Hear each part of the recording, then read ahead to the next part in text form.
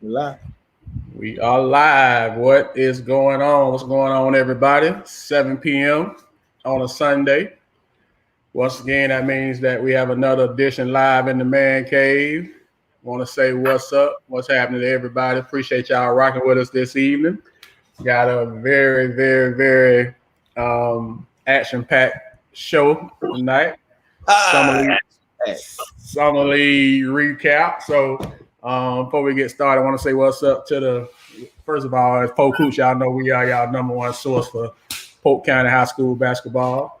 Very happy to say that. Very happy that that's been the case. Very blessed that everybody rocking with us for as long as y'all been rocking with us. And before we get started, I want to say what's up to the All-State PG, All-State coach. What's going on, fellas? What's up? Oasis Christian today, baby. Yeah, shout out to Oasis. Before we get started, shout out to Oasis Christian, Coach Delisandro and the guys, man. Appreciate y'all, getting us right with the gear. We try to be men of our word. So respect the work that y'all put in. So on behalf of the Oasis Christian basketball team, Coach Delisandro, heading it up. Appreciate the gear. And but PG, I want to pass the ball to you. You got anything in Tuma's take today? Yeah, I got some Tuma take today. Yeah, it's gonna upset some people, man. But yesterday's discussion of the JV tournament that was going down. Yeah, the JV tournament that took place at Lakeland Christian. How can a top 10 player in the county, minus the grade he in, be playing JV? How do y'all feel about that? How do y'all accept that? Well, when you say top 10, you're saying top 10 as in like overall varsity period? Yeah, I had even Tuma take before we even announced anything else. I had the kid at number 6, and then you tell me he playing JV in a JV tournament, man. No, I mean I was there, bro. So I was surprised. Like me, I wouldn't take that chance. Like you say, he a top 10 kid. I wouldn't take that chance of him getting hurt or anything like that. Plus that kind of takes away from the development of the other kids. And how many shots he took? Did you ref a game? How many shots he was taking? He was more a facilitator. He wasn't trying to like dominate or nothing like that. When he had to, he was the best player on the floor when he had to. But he better be. Yeah, it was some nights he was the best player at the varsity summer league. So yeah, I know that probably would have been. Yeah, that's Big Kaysen. What LJ Kaysen? What is his name? What is the kid name, man? Before I start getting in trouble, LJ, right? LJ Kaysen. LJ played JV this weekend.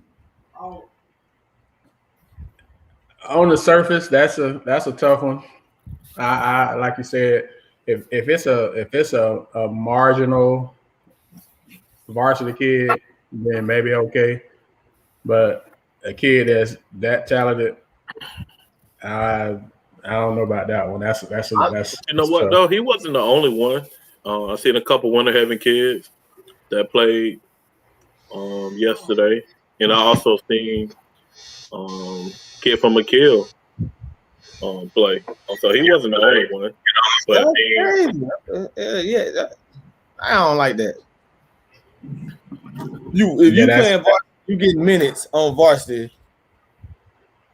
and you ain't gonna tell me nothing that I'm gonna agree with you on about. Oh, it's just to get some run in or anything. Go to Kelly Rec before you go play that.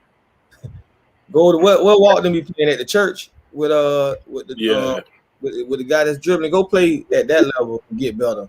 You get some especially when you done had a couple games already that week, so you can't say you ain't got no work in because summer league just ended. So you got 3 games in this week already. So yeah, that's tough. That's tough. Yeah. And so I mean, you figure that it wasn't a surprise. They should have won with him on the squad. I mean, you wouldn't expect nothing less, I guess. So, but I think they would have won without him. They took him out the picture too. I think they would have won without him though. They got a pretty good JV squad. Okay, so I he don't didn't. think So it's necessary. he didn't impact the decision. I mean the final score or whatever. He basically guaranteed the bag though. You know what I'm saying? There's no way they was gonna lose with him on the floor. But I think it probably been a lot closer games. They were But blowing I think they would have won without him. everybody out. They beat everybody by 20 plus that day. Oh man, that's a joke, man. Man, take that off the page. Serious? Hey, remember? I don't know if y'all remember an old movie, Martin Lawrence movie, Thin Line Between Love and Hate. When that scene where it was saying something about the girl was cutting up that night. She came in the club, was cutting up, and Martin was like, "Just cutting up. Tell you what, take off VIP." That's how you sound. So, take it off the page. Take it off the page, man. Oh man, we tagging too, man. This thing, man. They tagged the page, man, and then you got the, he wasn't in the picture. The JV kids in the picture, man. I get you though, man. But man, they lucky I don't control that page, but they tag some stuff they be tagging, but they'll be hating this page, boy. Shout out to you. Hey man, we'll see. We'll see, man. Hey, but so that's Tuma's take, man. We got to make sure we keep the kids separate. That's what I'm hearing, right? If you play varsity, play varsity. So what if he wasn't as good of a player on varsity as he is? You still have the same feeling? If you play varsity, you play varsity. Now if if you getting minutes, hey, but if you 5 and under on the minutes and you just riding the pine, then hey, do what you do. So then in that case, then there's some other teams from what coach saying that they wrong playing too. That That's a joke. That's a joke. Winter Haven, I'm disappointed. Who else you said? McKeel, I'm disappointed. It ain't we didn't just say him, Coach Morrell. We saying other people, and Coach Billy D named the other teams that had kids too. Hey man, LJ played, and we specify him because he on a different level. I'm taking my ranking back. I'm disappointed. And it's the thing. Maybe we expect too much, because I see now in the comments, folks got some issues with us saying that. But the kid is a top 5, top 6 player in the entire county right now. But that's our take on it. That's our take. And like I said, we did mention other teams that had varsity kids playing. And I wasn't there, Coach Morrell, so I can't say for sure. But I've seen LJ Casey play, and if he was on the floor, he made an impact. He not suiting up and then make an impact. I find that hard to believe, but I wasn't there, so I can't say that for sure. I didn't see it with my own eyes, so I don't want to speculate. What was the point of playing him, Coach Morrell, Coach Wines? What was the reason even playing him? It's a good question. I'm the only one got the concern. I mean, y'all, I'm the one was like hot. I'm hot about it. Why play him? What was the benefit of playing him? He took away minutes from kids that's gonna be valuable to you during the season. Did he start, Coach Billy D? No, he didn't start. Oh, I wouldn't even play him then. What's the point of having him on the squad? You don't start him. Maybe that's why he's saying they beat Winter Haven the week before without LJ. And we're not talking about it. We're talking about this weekend. He was physically there and playing. And I'm just saying, as a top 5 or 6 kid in the county, if he suited up and went out there, I watched the kid play all summer. And the way he played, he's impacting the game if he is on the floor.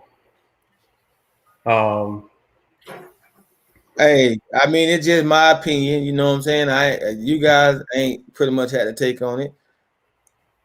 No, but I mean, we asking.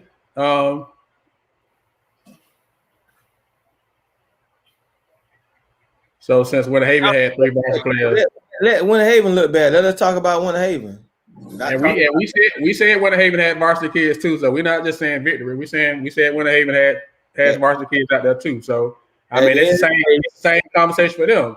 If it's Winter Haven kids that's in the rotation on varsity, you know, the question is, and the thing is, we just asking the question: what's the point of putting him on JV? He ain't gonna play JV in the season. You ain't gonna have him out there playing JV in the season. You're gonna have him playing varsity. So whether you got 3 kids playing varsity, or you got 1 kid playing varsity, if they are varsity kids, and for the couple of Winter Haven kids that I heard played, they in Winter Haven rotation too. So we asked Coach Woodside the same thing, Coach Jamie the same thing. We ain't got no problem asking them that. So it ain't, we just probably watching the show. He gonna text on wondering why you play varsity kids. Yeah, we ain't got no problem asking them the same thing. Mulberry play their whole team varsity. That's different. If y'all would have played y'all whole varsity team, okay, but y'all didn't play y'all varsity team. Y'all played y'all JV team. There's a difference. But it's a JV summer league, so why would Mulberry have the varsity team in there? You know, that's Well, you know why Mulberry got their varsity team and they grade A sanitation. Agreed. But go ahead and take your lumps like Oasis went in and took their lumps. Did Mulberry play in the varsity summer league?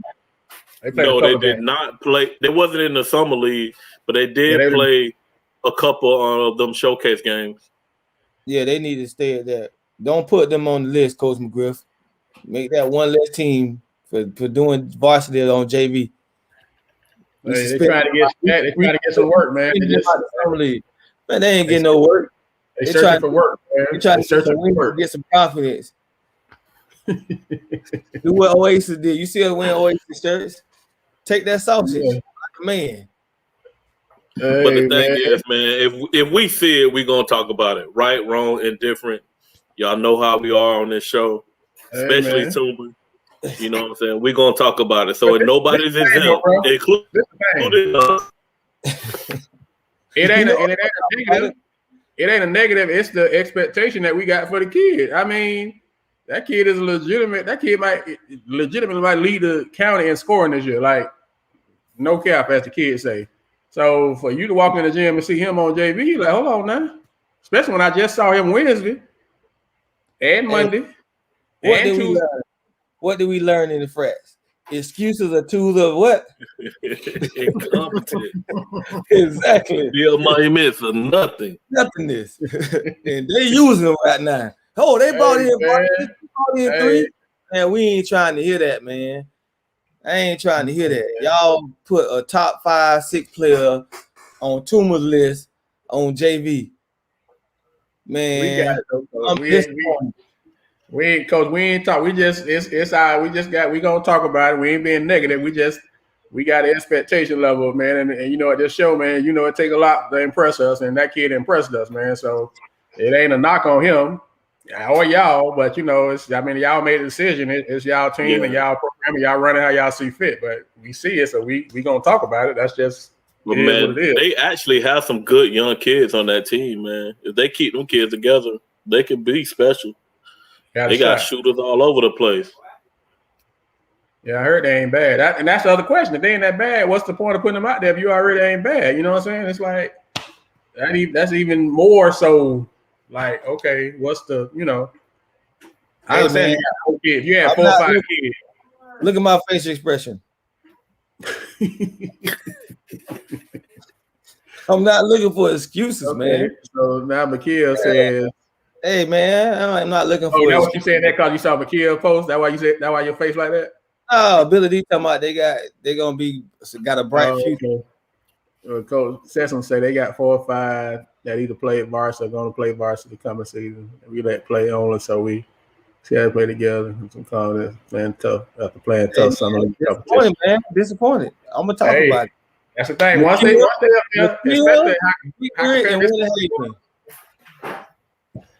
I'm disappointed in y'all. That's 2 mistakes. So,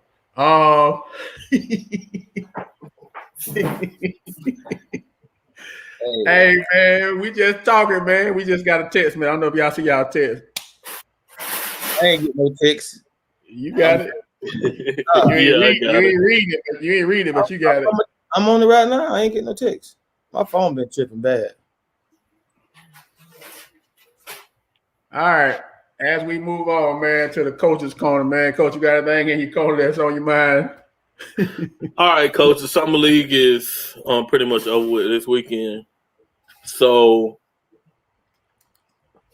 as a coach and as a program, what do you do now between now and the beginning of the season? What is the coach's preparation? What are the kids' preparation?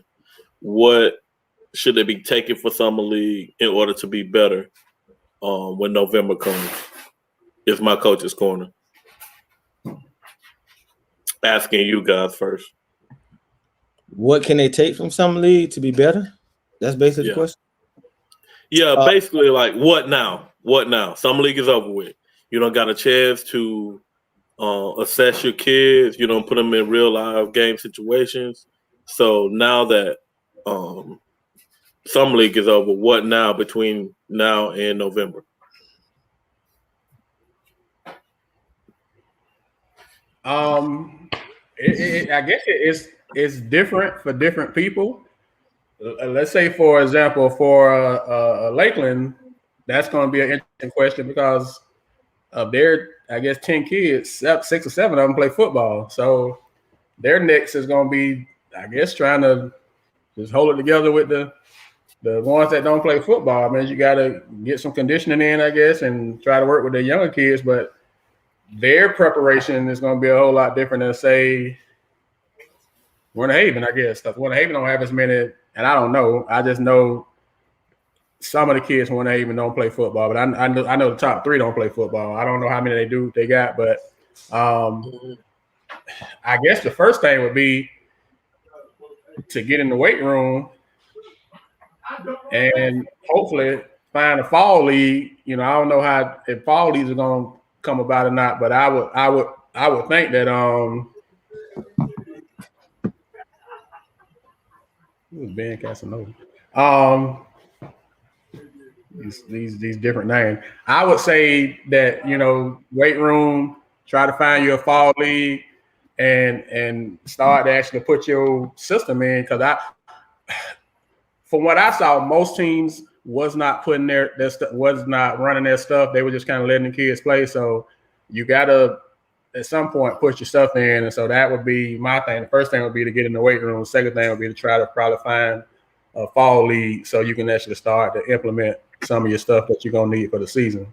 But it becomes different based off your personnel if you know have your team out there playing football, because that's a real thing now. You know, some of they go with. So starting next month, they got to let them go for football. I know some of y'all are gonna be, you know, live period's gonna be up, but for the majority of the kids that's football kids, they won't see their kids again until November, December. I like weight room and individual workouts, like just to get the kids from what you as a coach, what you notice from each kid. Can you do individual workouts to kind of like go over the things that you saw? I would hope, like, I don't know if a lot of coaches did it, but if I was coaching, I would have filmed games in the summer league. And I would have took those games, I would have broke down the film with those kids, those new kids, about things we did run. I would work on and show them their weaknesses, not just tell a kid what their weaknesses are, what their role should be going into the season. Now that you've seen them play together, kind of identify roles, make sure they're in the room, make sure they're doing some individual workouts. I saw some people filming, like Coach Sessman said, they filmed their games. I saw Winter Haven filming their games. There were some teams that were filming. There were some teams that took the approach to how the head coach got to sit down and like take notes and things of that nature. So that I just think that the summer league, especially this year, probably more than any other league, because it was so competitive. It was so like game like that you got a lot of ways to spend their game. So you got a chance to actually, like you're saying, you break down stuff and be very deliberate and specific with kids. And you know, so a kid can think they're the greatest thing on earth until you put it on film, until till they see it. So now I can show you, okay, that little 2 dribble pickup that you've been doing that you think work. Or I talked to one coach, and I won't say the coach name and I won't say the team name, but we was talking. I said, Coach, every time that kid get the ball, he do this same little thing, you know, and he not going anywhere. He said, Coach, I've been telling him that since I got him. He said, you done seen that and you ain't been watching them but 3 games. It's like he do it, and the defender just sits there. It doesn't move. So now you can go and actually show him on film, like, look, every time you do this move, that little jab, nothing happens. You got to do something else. That's not working, you know. So that's just one example. But you know, now you can have that conversation. You can actually show the kid because clearly he think it worked because he been doing it. He did the whole summer league, and I think it worked one time. And I won't say the team it worked on because then once again that's going to, you know, identify. So, but it's just like at some point, nothing gets your attention like film does. Take no lie, as they say. So that would be my thing. What's your take, Coach? And the main thing is about y'all answering that question is that the progression doesn't stop. The work doesn't stop. Now that summer league is over, you still got to continue to work as a coach and as a player. Kids got to get individually better. And like you said, coaches need to start putting their system in. You know, we haven't had a fall league here in Polk County since, you know, I got back from college that I know of. And when Lake Wells actually played the one when Jimmy was there, we went way to Orlando to play into a fall league. So a fall league, if somebody want to put together one, it will actually be beneficial, you know, for the county overall. You know what I'm saying? So, but the individual workouts, the film and study sessions, and just like you guys were saying, lifting weights is so important because it prevents injury. You know what I'm saying? The stronger you are, the more flexible you are, the less likely you are to get hurt. You know, and we can't put, you know, enough emphasis on that. And then a lot of these kids are going back to their travel teams, you know, hopefully better than when they left at the beginning of June, you know, trying to get in front of coaches in the live period to hopefully to get scholarship opportunities. So my point basically is just letting everybody know that a coach should be getting better now that summer league is over, watching film, developing them individual workout plans, developing whatever system that you're going to want offensively, defensively, getting the individual workout, team workouts, strength and conditioning, you know, film sessions. You know, it's a year-long thing. It doesn't stop. You know, if you don't touch a basketball until November, you know, you basically just threw away everything that you just worked on during the summer. So that was my biggest thing as far as the coaching corner goes is, you know, just continue to make progress. And one thing that you didn't say that I know you kind of, and we didn't say that I think that's important, that kind of goes I won't say undetected. I don't know if that's the right word, but it doesn't happen as much, is coaches' professional development. Am I saying it? Am I giving it the right term? Because between July and I guess November, there are numerous coaching clinics that are put on that specify like different parts of running the program, different parts of like offense, defense, out of bounds, just situational type stuff. So sometimes it's not the worst thing for a coach to go and improve himself and his staff as well, so that you can be better for your kids and for your program as well. And that's not always a sexy topic because, you know, a lot of coaches feel like they kind of got it already got it together. But I've always been a proponent of the iron sharpening iron, that if you're the smartest guy in the room, if you're the best coach in America and you know everything, then it's time for you to stop coaching. If you're to the point where you can't learn and you can't grow, then that it may be time for you to kind of, I never want to be the smartest person in the room. I always want to be in a situation where I can learn from somebody, be it coaching, be it professional, be it personal. That's just I've always been that way, and I always will be that way. So, but you got to put yourself in that position, and you got to be receptive to it. And I just don't. And that's sometimes that some coaches struggle with it. Not all, but some coaches struggle with that. So that would be the other addition I would say during this time. So, and Coach Smith, I don't know if Coach Smith. That's a good question. Can kids do multiple sports? Yes, they do multiple sports.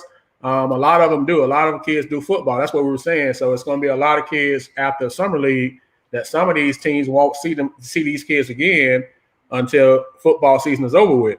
And depending on what school you go to, your season could end very soon, or it could go on for a while. You go deep in the playoffs. So it becomes very very tough to manage that, which is why summer league is so important, because June might be the only month that you get them all to yourself, and besides that, you're kind of sharing them. So it becomes difficult to manage it. I see Coach Casanova is a receiver coach for Lakeland on here, so he can attest to that. He got 5 kids that he's sharing with Coach Taylor, and so just kind of gotta have a good relationship. I think that's important with the football coach, because if not, it could become very tricky. So that's important. And what if coaches make the weight room mandatory instead of let it be optional? That's for all sports. I mean that go to the specific school, Coach Fuller. I mean, I definitely think that weightlifting is important, but everybody don't feel that way. You feel like that with your program, but Coach Billy D don't. Yeah. Tuma does. I don't. So it's just like you can tell the ones that it's important to. You can tell the ones that put an emphasis on weightlifting and conditioning and plyos and that kind of stuff. You can tell it by how they look. But you can't make it mandatory though, because when it comes for trials, you have to give that kid opportunities to try out. Yeah, and please don't tell the kid like, hey, he didn't make the team because he didn't come to these mandatory weightliftings or anything like that. You can't do that.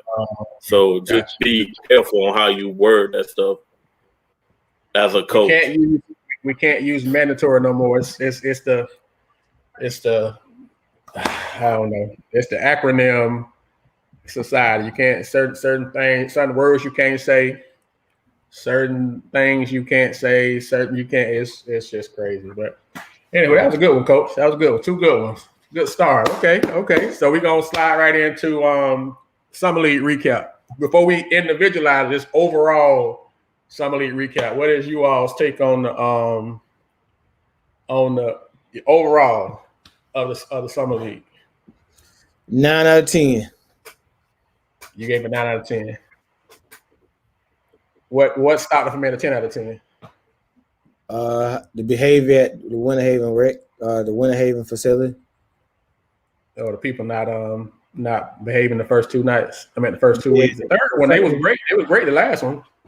Yeah, but the concern, that's what I'm saying. It wasn't perfect. So the concerns down and how it could have transpired. Yeah. We still appreciate everybody adhering to our request and Coach Wilside request, but we still a little salty how because we kind of Ms. Woodside got good credit with us, so that kind of bothered me that when Coach told us that people was giving her a hard time. That's probably one of the nice ladies you're gonna ever want to meet. So and I mean I might just be a little, that's a soapbox right now, but so yeah, I kind of agree with that. What you think, Coach? 9 out of 10? I agree. 9 out of 10. And I even thought the referee in the game, I thought the referee was good. So that's why I even stayed 9 out of 10. That was consistent and did a good job. I mean, other than the guy carrying the suitcase in there that night.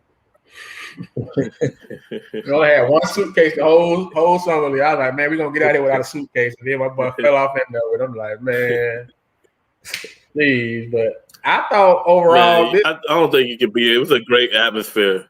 It was a great atmosphere. I'll probably even give it a 9.5 with how competitive everything was. And people coach their kids. Man, kids, nobody. This might have been the first summer league, and I don't know how long, where there was not 1 forfeit. Everybody that was assigned to play showed up and played. For me, that'd be the first thing, that nobody wants to take a forfeit in the summer league. Everybody wants to play. I don't care. I don't want a 15-0. I want to go out there and run my stuff, let my kids run around. So that was the first thing, that everybody who had a game scheduled, everybody showed up. We even got extra games in. People that wasn't in the league played. It was competitive. Coaches was coaching hard.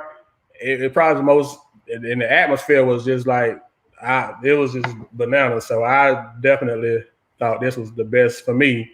And I've been around summer leagues because I used to run it.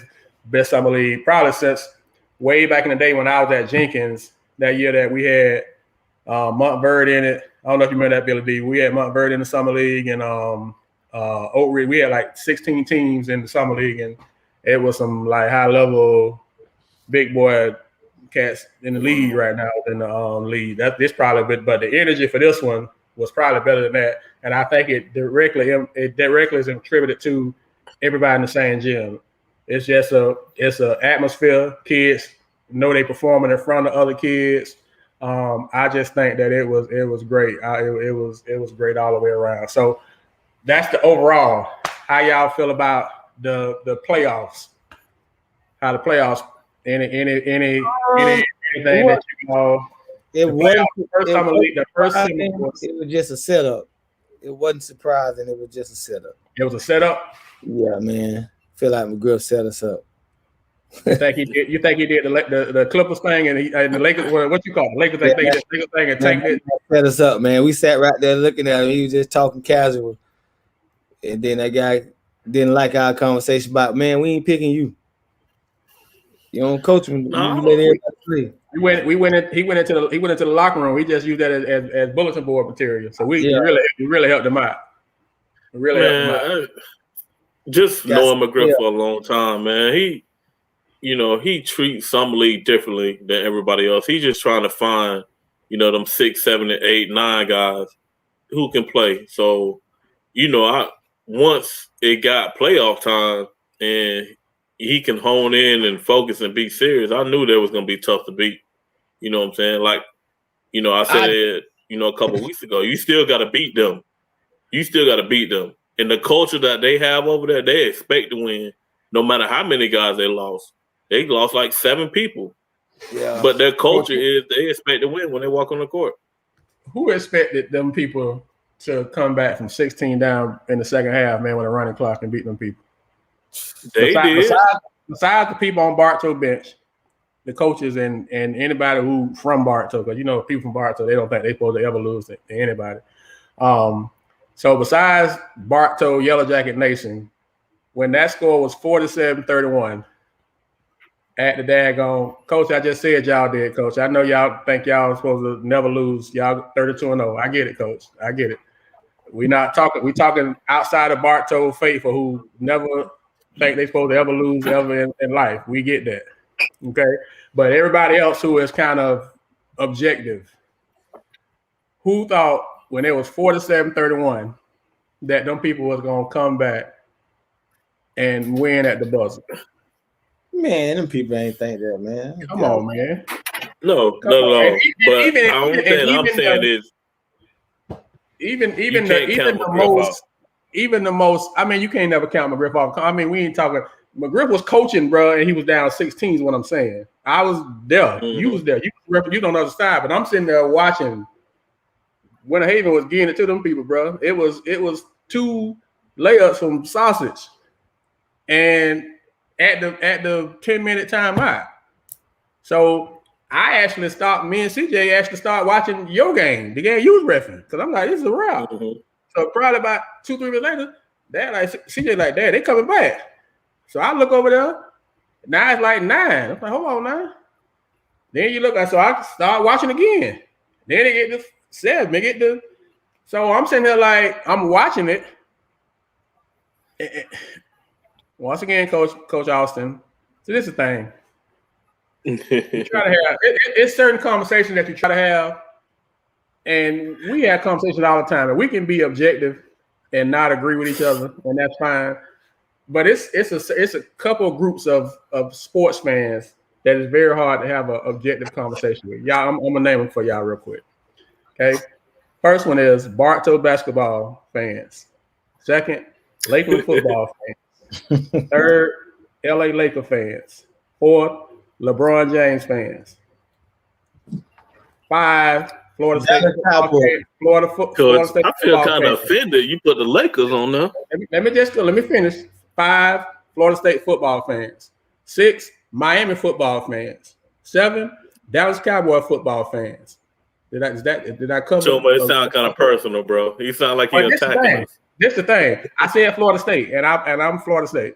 But eight is Duke fans. Nine is North Carolina basketball fans, and it's one more missing. Who the 10th? Kathleen. 10 is Kathleen basketball fans. Okay, it's very hard to have an objective conversation with any of them fans that I just named. So personally, I stay away from basketball, sports conversation with those type of fans, with that in that group. I just said Kathleen. We said Kathleen basketball. We didn't leave Kathleen basketball. And let me put an asterisk that's slowly climbing the list. Lakeland basketball fans are becoming in that list also. Did you see all them mamas in their feelings about that loss? Yeah, and this is the thing. I graduated from Kathleen, so I'm not telling. I played for Kathleen basketball, so I ain't know. This is just me being objective. It's very hard to have an objective conversation with them fans. So right now, we're trying to have a legitimate conversation about them people was getting it to Bartow. We knew we was gonna win. We never had a doubt. Y'all was down 16. Them people was gonna run you out the gym. You won. We just had them right where we wanted to. It wasn't never doubt in our mind. Man, come on. Let's just keep it. Let's keep it a buck, as the kids say. Let's keep it a buck, bro. Y'all fought back and y'all won, and the credit to you for fighting back and winning. But let's just not act like we gonna go in here. We gonna get down 16 with 10 minutes to go, then we gonna come back. That's the game plan. Ready? Break. Come on now. But anywho, shout out to Bartow for winning the summer league. It was just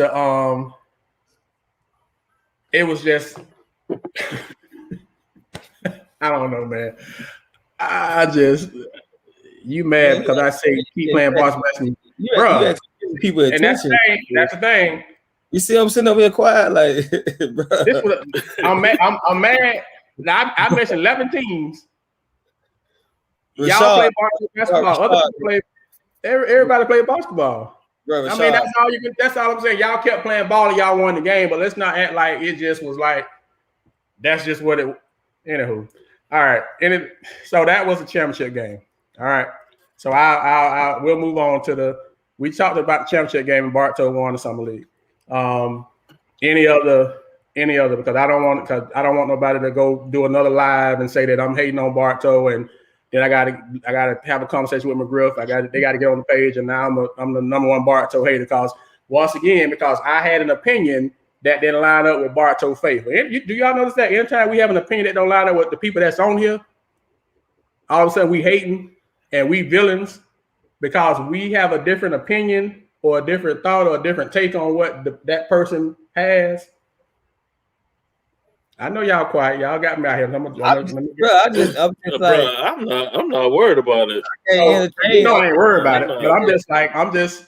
We just having a conversation. Can we have a conversation? Yeah. You said I was hating Martin. And be objective. But anywho, Martin, I ain't gonna do it. All right. So we're gonna move on. Y'all got anything? Any other things y'all got to say? Oh boy. Nah, we good. Let's go. It's the Cowboys. it's always the Cowboys. My dad's a Cowboy fan. My wife is a Cowboy fan. So Cowboys, it ain't like it is what it is. But we've heard the Billy Noswell for 30 years. But they back. The Cowboys back. They back every year, man. They're back every year. 8-8. They back 8-8. Come on, man. Enjoy it. They talk trash in the summer, man. Let's go. All right. So here we go. Summer league. You got it, Coach. Austin. Shout out to Bartow, man. Congratulations. Hopefully y'all guys went up to Philly. We'll talk about that real quick. Bartow went up to Philly during the live period and put their kids in front of some coaches. Hopefully the kids played well, enjoyed the experience. I know Lakeland went over to the Villages. Lakeland and Kathleen went over to the Villages. I know they playing right now. It's like a 3-day kind of pool play, and I think the day they playing like tournament play. I know that Lakeland Santa Fe. I'm saying Lakeland. I know they before the day. I don't know how they were doing the day. No, Santa Fe went down to West Palm to Kaiser University. They went 3-1. I think they lost today. Coach, which I thought was a pretty good deal. He gave a couple of his guys the day off. They ended up losing to they lost to Wellington today. Who gave a couple guys a day off? Who did that? We You gave a couple guys that days off. just talking, man. In general, I'm just Like, who gave guys a break today? we'll talk. Well, we'll talk about it. I don't want to put it, but So what's the name went down south and got some games in, and there's nothing wrong with it. I'm just asking, like, who well, I don't want to specify it on here. Then it'd be a whole thing. So I'll tell you off the air what I'm saying.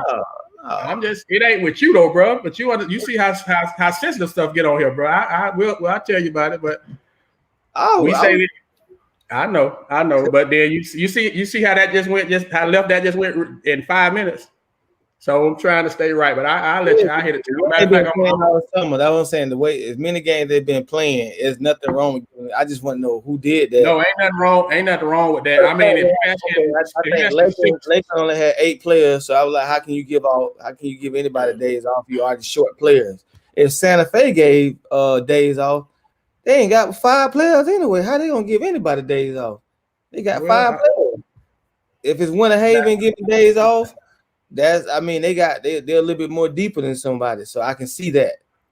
Bartow is. But I know they nursing some injuries. That's why they didn't go to the Villages. I can see it. That's why I was just asking. Like, I just want to know what team, because certain teams they didn't care about winning that game. Then they gave days off. If Santa Fe gave some days off, they knew they were gonna lose because they ain't got with 5 players. Lakeland had 8 already. They were missing a couple players, so if they gave, they know they was gonna lose. Just asking who it was. That's all. Yeah, I get it. Man, we ain't even started naming names yet, man. It's already to the point. So we start naming these names here in a minute, bro. It's just I just Lakeland and Kathleen playing right now. I mean, they should be, because they playing the playoff thing in the Villages. And Santa Fe went down south. Bartow went to Philly. Jenkins and McKeel was over in Nature Coast this weekend. No, Mr. Bagley, I just, I'm good, boss. I'm finna piss some more people off in a minute. That's what we do. But it's like you can't have conversations. We gonna talk. Are we gonna? But anyway. But Jenkins and McKeel went over to Nature Coast and played in their shootout. Got them a couple games in. So shout out to everybody who was able to get some games in, get some work in this past weekend. If you all reported back to us, we kind of we talking about it right now.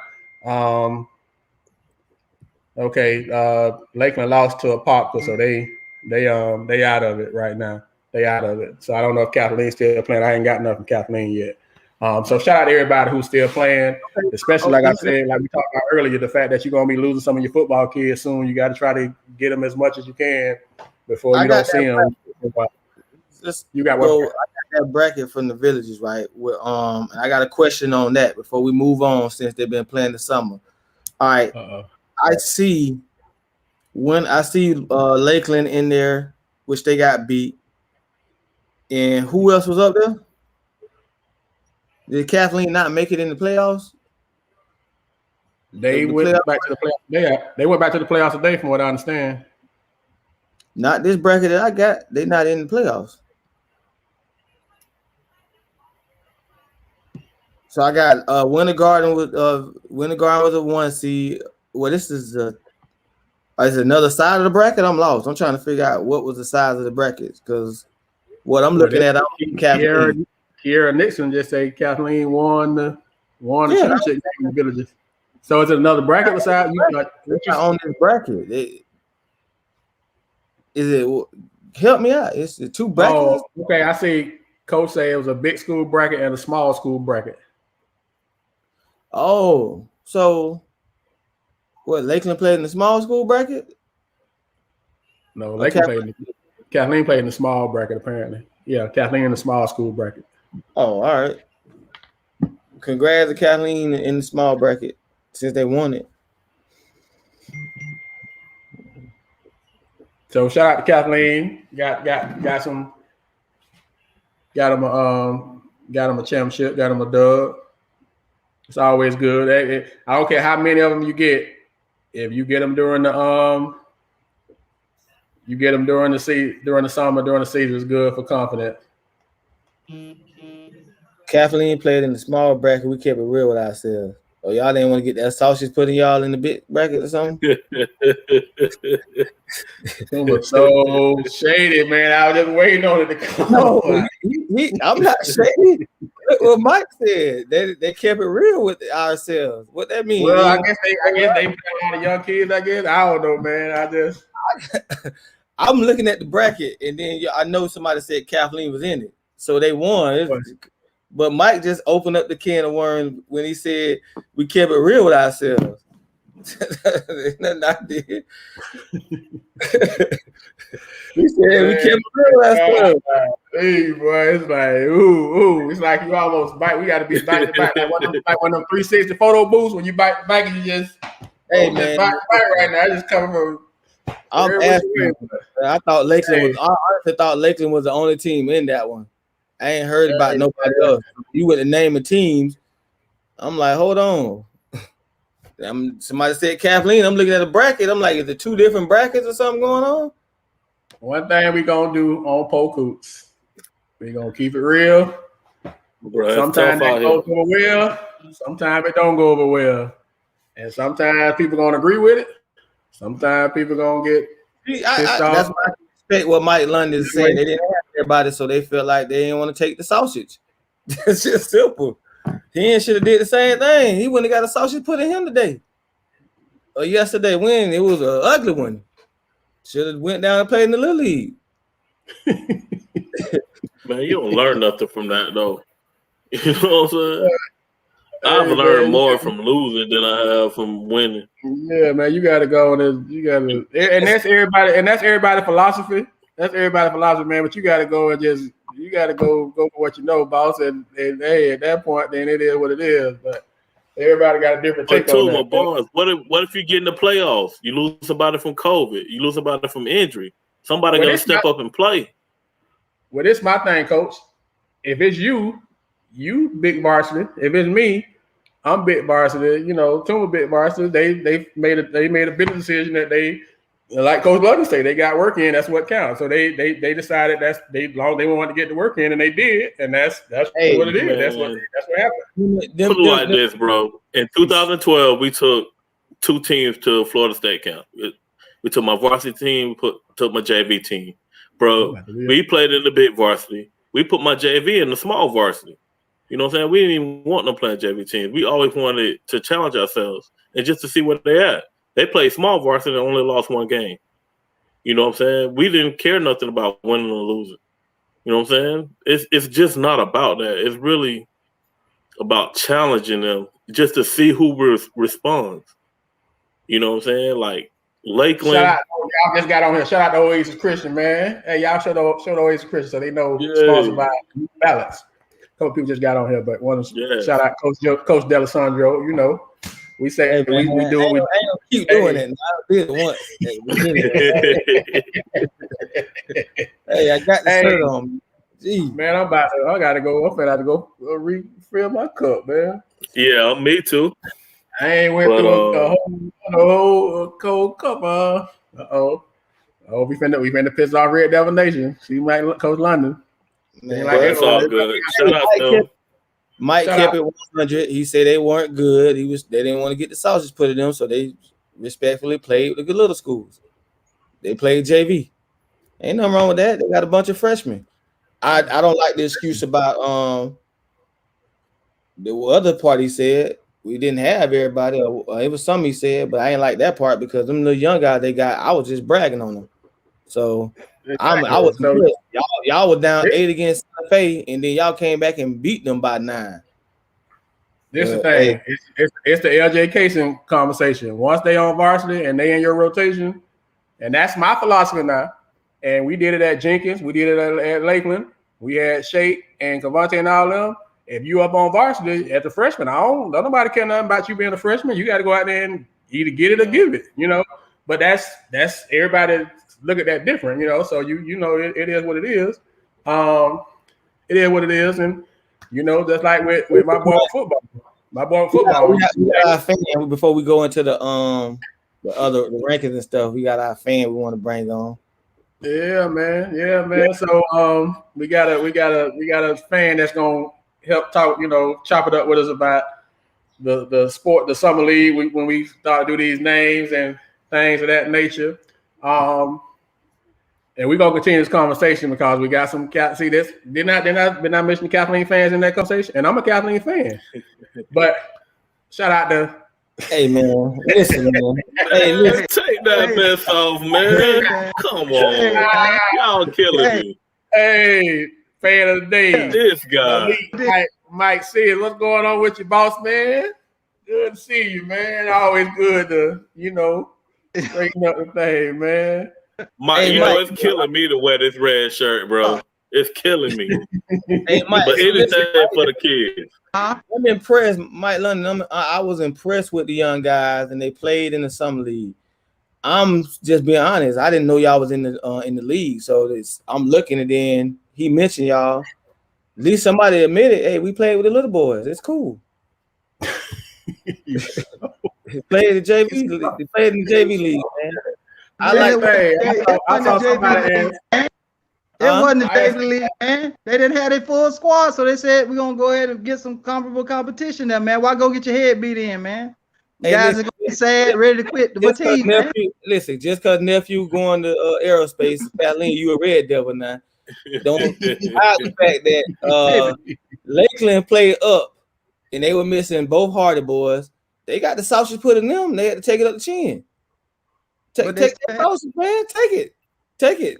Get better. That's two guys. So was the third guy there? Williams. Two starters. Was Williams there? Yeah, Williams, yeah. Okay, then what we talking about? Now they got all the other returners and one of the transfers. Now if all three transfers was gone, they played up, then I'd be impressed. But I ain't impressed. They lost like one or two games without them boys, bro. Hey man, they only lost one. They lost to Polk for the day. That's it. But Kathleen don't have all that returning, and they missing guys. Come on, man, what we talking about here? So you ready? You happy? But to you don't play down though, Mike. Come on, sir. So you happy to bring a JV trophy home? It wasn't a JV turn. Wasn't it the big school, small school? So I'm thinking like 8A, 7A versus 3A, 4A. Ain't no big small schools in Florida. So I'm glad you said that. So what is Kathleen? I'm gonna do my cup. I'll be right back. Y'all go ahead. What? Kathleen is a big school. What is Kathleen? Not if they don't have Kathleen considered. Hey, listen, man. Ain't no big school, small school. Gainesville don't say that. All right, man.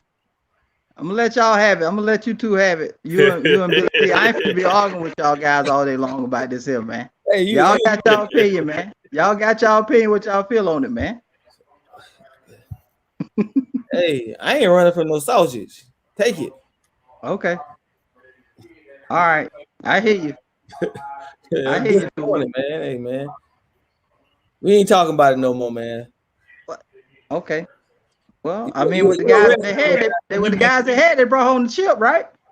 Hey, Lakeland got the sausage put in them, and they proud of that. They had a great weekend. Hey, maybe that's what the coach felt like he needed to do, man. You got to talk to Shaw about that one, man. No, Mike London told you what was up, man. What you talking about, man? Mike told us after the fact. After I was asking, it was like it's got. Billy D, did somebody slide in? Kathleen played over there this weekend. I'm like, hold on, man. Yeah. I'm looking at the bracket. Ain't nobody know nothing about Kathleen was up there. So explain to me how Kathleen up there, and we ain't had no chance to get. We ain't heard nothing. It's been secret, it's like the secret society or something. What? Shaw coach with McGriff, man. You know that's how I go, man. The man keeping it under wraps. He trying to pull some of that McGriff stuff. Nobody Kathleen talk the whole thing. Then Mike get on here and tell us they played down. Hey, man, we don't need to tell you everywhere we getting prepared for, man.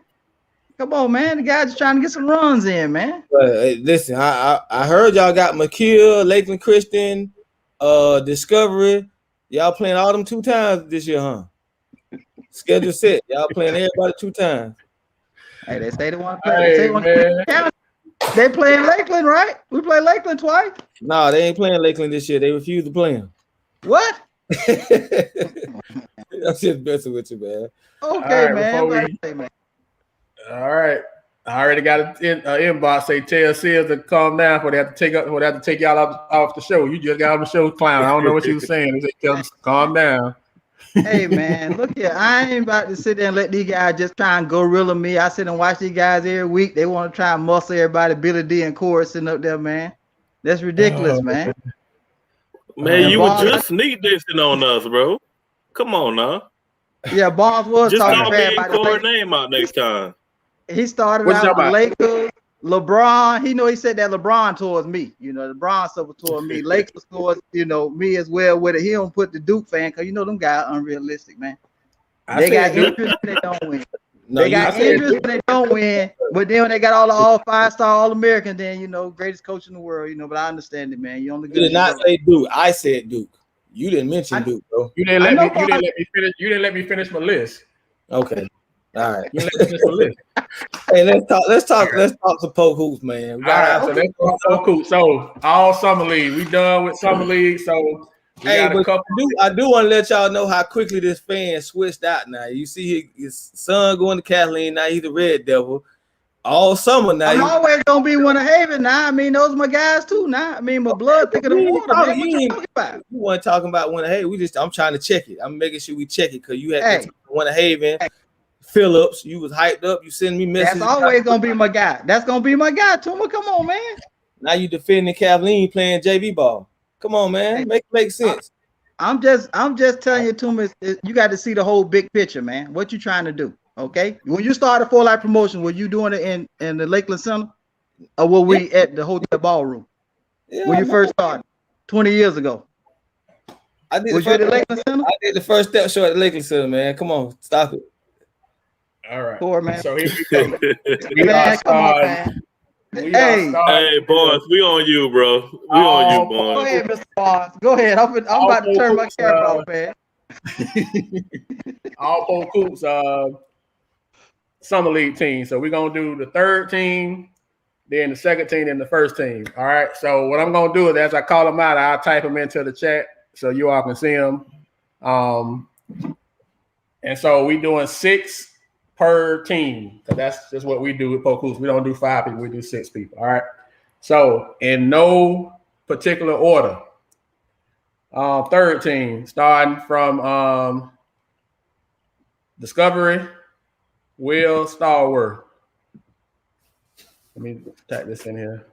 Mike London said I had him at Magnolia building. Coleman Bush, man. Give me the Coleman Bush. All right, so the first one is Will Starworth. Next is from Lake Wells, Jaden Excel. Then I'm gonna say them all. Then y'all can talk about it while I type them in. Next third team just picked up an offer this week, so congrats to him. 2023 from Santa Fe for Harvey Wilson. Next from Sebring, Marshall O'Hearn, 2023 from Kathleen, Andre Shaw Jr. And the last member of the third team from Arbondale, Curvin Nads, better known as KK. Any y'all initial reaction to those while I type them in? Nah. Good third team. Well, I thought KK had a solid summer league, between the games that he missed for being hurt. I think the kid's special, and he only gonna be a junior, so he got 2 more years. I think that if he wasn't hurt, he probably would have moved up a little higher. Now, one name that we kind of debated and we almost put on the list, but we ended up not putting him on there, is Brock D'Alessandro from Oasis. Very impressed with old Brock. Brock went out west and participated in a PG. And I know Coach, you said something earlier about making sure folks getting work in. I don't know if individually, and I know Tuma, you said something about individual work. I don't know from an individual camp standpoint. I don't know if anybody getting more work in than D'Alessandro. He seems like every week he on the plane going. You got to see that kid, Sears, that fresh 8th grader going to Oasis. He gonna be a nice. I think I see y'all posted the stuff about him with the CP3 camp, right? Yeah, he went to TV3 camp, and he just went. I think he just went to John Lucas camp. Just came back this weekend. He gonna be scared. He gonna be tough. I know right now he kind of like the leading scorer and the PG. So it's gonna be, he got to kind of get a separation.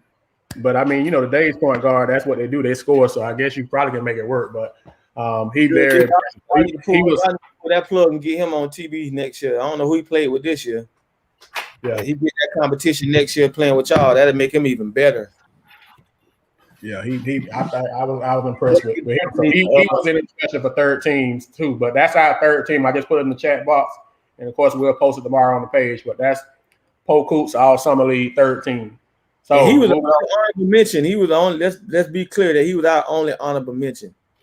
So we ain't go back and forth about no other kid other than that kid. So that's much respect to him. That was much respect to him. Yes, sir.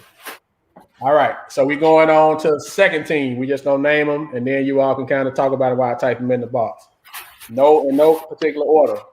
From Lakeland, Daraji Hardy. From Lake Wales, Sebastian Rosado.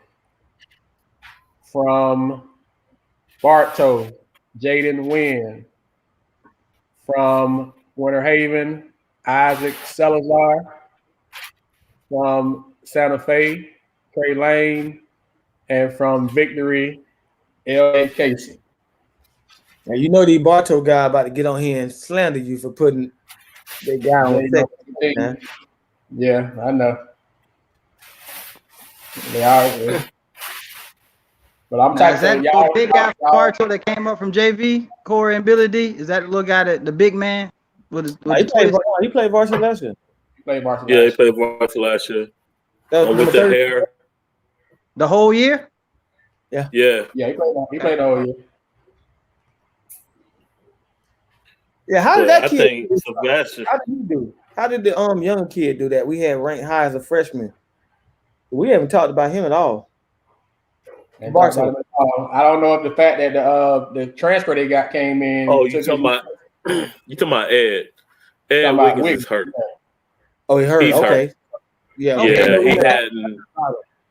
He hadn't been playing for months now, and don't look like he's going to play the month of July. We hoping that he can, but right now he's hurt. He was with you. We'll take it. Yeah, he's playing with me.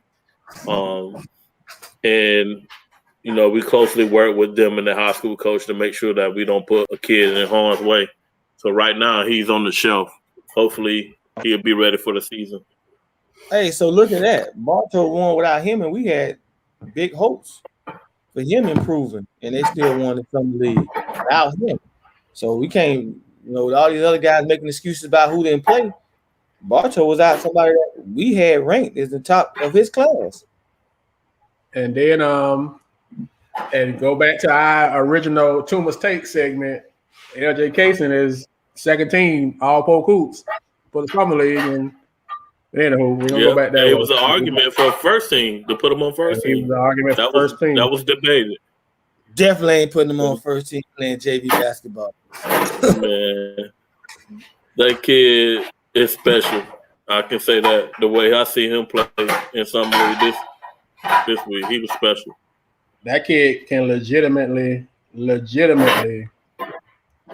the county in scoring next year. Like, it's not even like close. That's the type of offensive ability he got. Hey, I don't want to mess up the discussion, Mr. Barnes. Would you say you had a first team guy playing in the JV tournament? He made the second team for summer league. Tuma's Take. That was Tuma's Take. Go ahead, Tuma's Take.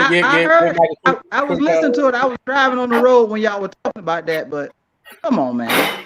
What grade this guy in, man? He going to 10th. He going to 10th grade.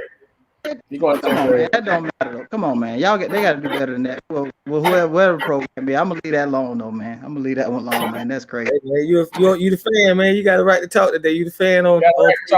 You got a right to talk. Nah. You disappointed that one. I agree. I agree with what y'all saying. Hey, Mike, can you imagine me playing JV? Hey, we play JB, man. Go down there and play JB with the boys during the summer. Come on, man.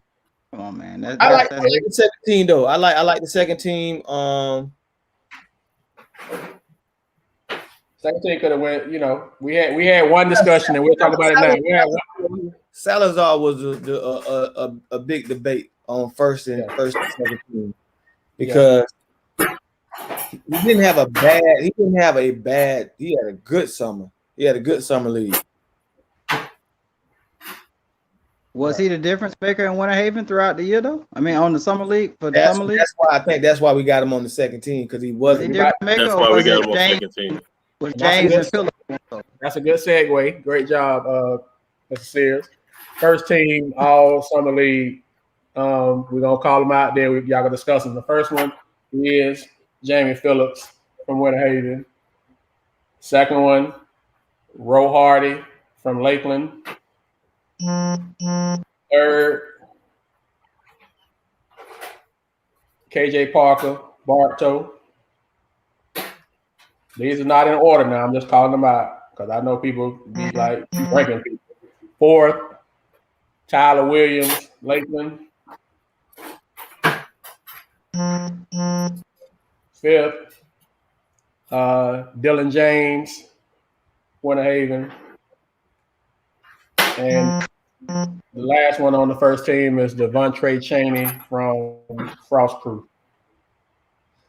Hey, you know, with me, I like that first team. That close to what I had on Two Mistakes stuff. I had Rowe. I had Salazar ahead, but from what you guys say, how impressive Rowe was, and what I saw from that's another one to go to difference.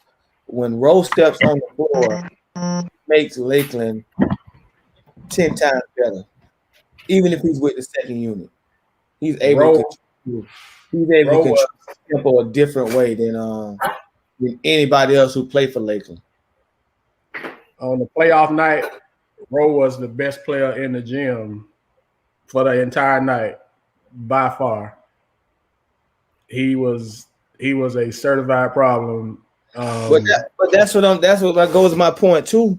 And I remember I told you about it earlier that first week when he was coming off the bench. Lakeland could stay that pace because of how good he was on the floor with the second unit. Like, because he had missed the first game or so, but when he came playing the second unit, they didn't take a step down. They actually stayed, of course, or stayed and moved in the right direction because of how good he was as a point guard. So I'm not surprised. I mean, just like the question Mike asked about how much of an impact he was that big of an impact. So that's how I know go ahead. The debate was also with us was, Isaac and Jamie, and love the two kids. And originally, I went with Isaac on the first team, and then I slept on it. Then we had on lunch. Polk is squared up with the house on his bet from last week. Not me. We pay what we owe now. We pay what we owe. And we're going to stay out of grown people's business now. But go ahead, Coach. But Jamie Phillips, I think, had a better summer league. He initiated a lot of things that Winter Haven did, playing the point. He was very impressive. And I think he just had a better summer league than Isaac. And that's the reason why I switched from Isaac to Jamie, and we flip-flopped him from first and second team. Because we did have Isaac first team before that lunch, didn't we? I had Isaac first team. All of them. Yeah. Well, what the discussion was, we go majority rule, and Coach had Isaac, you had Isaac, and I had Jamie. And I'm like, they go how Jamie go. Jamie, if he well, they well. If he's struggling, they struggling. He just go and he do like multiple things. He go to the point, he'll slide down to the block. He kind of the little engine that could for that team. So that's why I had him first team. Nothing against Isaac, but that was my reasoning on it because he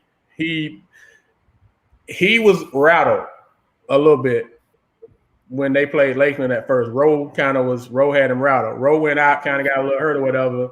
He kind of got himself back together.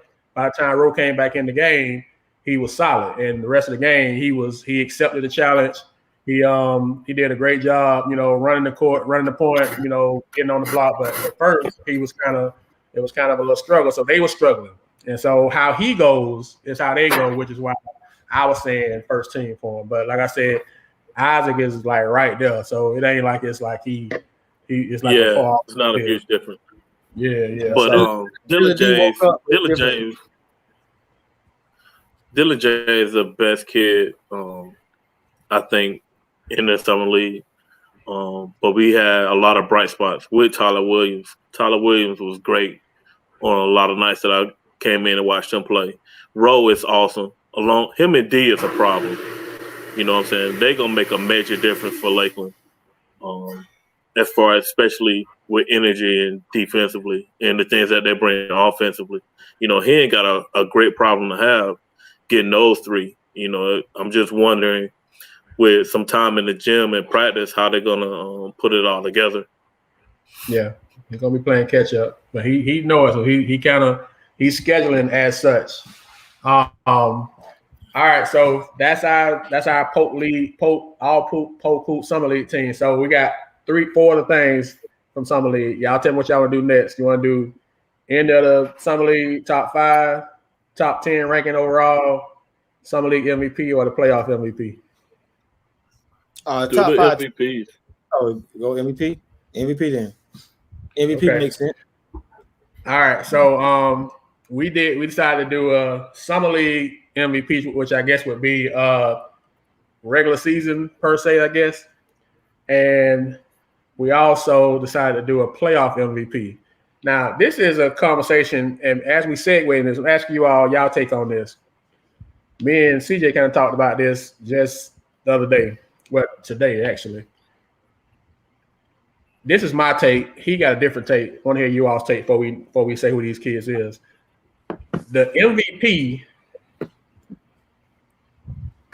doesn't have to be the best player. And this is the context he had it in. He says that he feels like Devin Booker is the MVP of the Suns. I feel like Chris Paul is. He was like, well, Devin Booker is the best player. I say, well, just because you're the best player on the team doesn't make you the MVP. You can be the best player and not be the most valuable person to that team. So my take on it is for the Suns, as we segue into this, that although Devin Booker is the best player on the team, he is not the most valuable to the team. I think Chris Paul is the most valuable. So what's y'all take on that because it's going to – I agree with you. I agree with you, Chris Paul, but I mean, is Devin Booker better than Chris Paul because Chris Paul is old and on his way out? Because what makes him better? I'm just saying that's his take. CJ, you tell CJ what make him better than Chris Paul as best player. Chris Paul, the best player on that team. But you get the point I'm saying. Like, the MVP and the best player don't have to be the same person. But still, I see you like you got something you want to say. Go. Devin Booker is the best player in the playoffs. Yeah. I wouldn't say Devin Booker is when they talk about arguing me. My thing would be like with that is the most valuable player on their team is DeAndre Ayton, because if he disappears and he doesn't show up, they don't do anything. But they won without CP3 the other night when. But I understand what you're saying. Overall longevity, when you look at it with Chris Paul, he gonna make it go, because if Devin Booker have a bad game, Chris Paul is good enough to facilitate and then step up for himself to make sure everything go right. But if Devin Booker's not having a good game and those other guys are in there, then it's not going to run the way it's supposed to. So that's why I understand what you say about CP3 being the MVP on that. Like, because the best player not always the most valuable player. No Chris Paul, they ain't the number 2 seed, and they might not make the That's true. That's why I said when you look at the big picture, when you do it, take. But if you talk about the snapshot playoffs, I'm totally with what Barnes is saying about Booker. Devin Booker's the best scorer on that team. He ain't the best player. Just shoot that to CJ for me. He ain't the best player on the team. CJ. Well, CJ a Heat fan, so that I can't talk about that for that. Never go to talk about the Heat supposed to be in the finals and Butler and all that stuff there, man. So you know how that would go with CJ. what's your take on the MVP best player conversation? See, you heard what Coach Tuma said? Okay, he listening to. He said he'll be at the gym in the morning, so y'all can continue that. Go ahead, Coach. I think it can go both ways. It's just all of it's all about perception. You know what I'm saying? Like a lot of people have the stats, to back that, but they're not the leader on that team or the floor general or the one that bring everything together. So it could go either way. I think both of you guys are right. You know what I'm saying? And both of those, opinions should be taken in consideration when you decide and stuff like this. Hey, let's keep it real, man. Because I see somebody already saying they can win a game in a series. They can't win no series without Chris Paul. Let's kill that. Let's kill that conversation. They ain't winning no series without no Chris Paul. They can win a game. Take any team can win a game in the playoffs. They can't win no 7-game series without no Chris Paul, man. Okay. So please, Marlo, DJ, y'all don't start that craziness. All right, so here we go. So based off of that, the segue into our regular season Summer League MVP. And this was for the duration of the league, being consistent, being the we thought the best, the most important to his team. Not necessarily meaning he the best player, but he was the most valuable to his team from us, from Polk. We felt like that went in the regular season to Tyler Williams at Lakeland. Why are you so cautious about saying it, man? Tyler Williams. I'm just making a segue. I do me, and then you do you, and then Coach do him. That's how we work. But then the Baltimore folks don't come at you, and you gonna go. They come regardless. I already know off people. They come regardless. Hey man, we all agreed on that. Tyler Williams is Summer League MVP. Tyler Williams did a great job of accepting the challenge. I know we gave him a challenge early on. I know after one game he came over there after the game and he came walk right to me like, that what you was talking about? That's exactly what I'm talking about. Look, when you make your mind up that you want to be the best player on the floor on a consistent basis, it's a wrap for whoever in front of you. So you just got to figure out what you want to do. He had the best. And that was the point. That was the point of that conversation before we did this. So yeah. So that was the Summer League. It ain't even a question of doubt that Dylan James is it. Dylan James, right? Can you not tell the movie? Can you not tell the end of the movie before we get to this? You got to see what I got to deal with, Coach Mike. I be trying. We trying to run a program here, man. He just be jumping ahead to the end of the movie, man. He ain't got no that attention span don't be there. You see what I be having to work with, but got to read the director notes. Come on, Tony. Man, we trying, bro. You trying, but anywho, so the playoff MVP, the young man who played the most consistent. I know that we agreed on this. He did a great job, led his team to the championship, and the most impressive thing was he passed the ball to win the game as opposed to taking a shot, which he could have did. And that's KJ Parker from Bartow. So we was all in agreement that KJ was the playoff Summer League MVP. So I guess we'll segue into the Bartow happy, huh? Y'all gonna keep Bartow happy for throwing that. We had that before we got on here, so we ain't changed nothing. So they ain't gonna be happy. I think that was well deserved though. For him to transition to the point which he struggled at when he did last year. Like he struggled handling the ball last year when he did a great job at Kathleen playing the point. We kind of said he took steps backwards, like, yo, you can't handle the ball the same way. So for him to go to the point and make the transition of not only being the scorer, but being able to facilitate, get a ball up was impressive. And then, I mean, he definitely can score. We all know he can give you buckets. All right. He'll bucket getter now. All right, so we're going to segue into the top 10 since Tuna already tried to tell the end of the story. Let's go ahead and tell the rest of it. So I'm hey, Coach. You get crucified. They finna kill you. I'm trying to help you out, buddy. Hey. I'm gonna sit back and be quiet and let you take this heat. You can take this heat right now. It's coming out. It's a package deal, and they all know that. It's everybody on this. So, all right. So we're gonna go 10-1.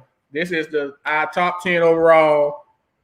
Tuma did his a couple weeks ago. This is all of us. This is our top 10 overall after summer league. So it'll probably change before the season begin, but this is where we at right now. All right. And so I'm gonna already get it for number 10, and I'll put them in the chat box as we talk. And I'll put the other thing in there too, but anywho, number 10, Jaden Wynn from Bartow. Oh boy, somebody already buzzing. Hey, number man, 9. If you ain't got 4 Bartow guys in there, man, you might well go and cancel the show. Let it go. Number 9. They might as well cancel it then. It's Sebastian Rosado from Lake Wales, number 9.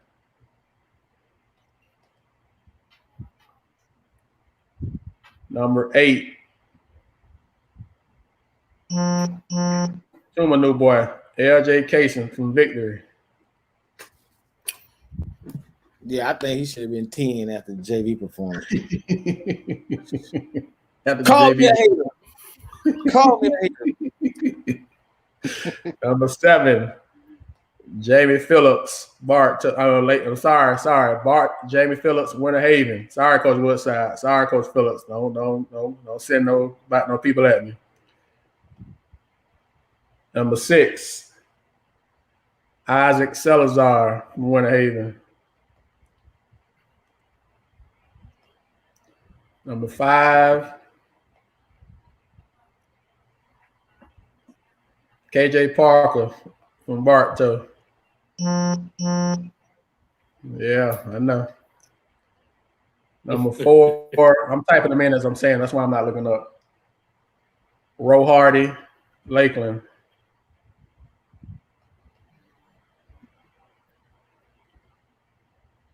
Number 3, Devontre Cheney from Frostproof. Number 2, Tyler Williams from Lakeland.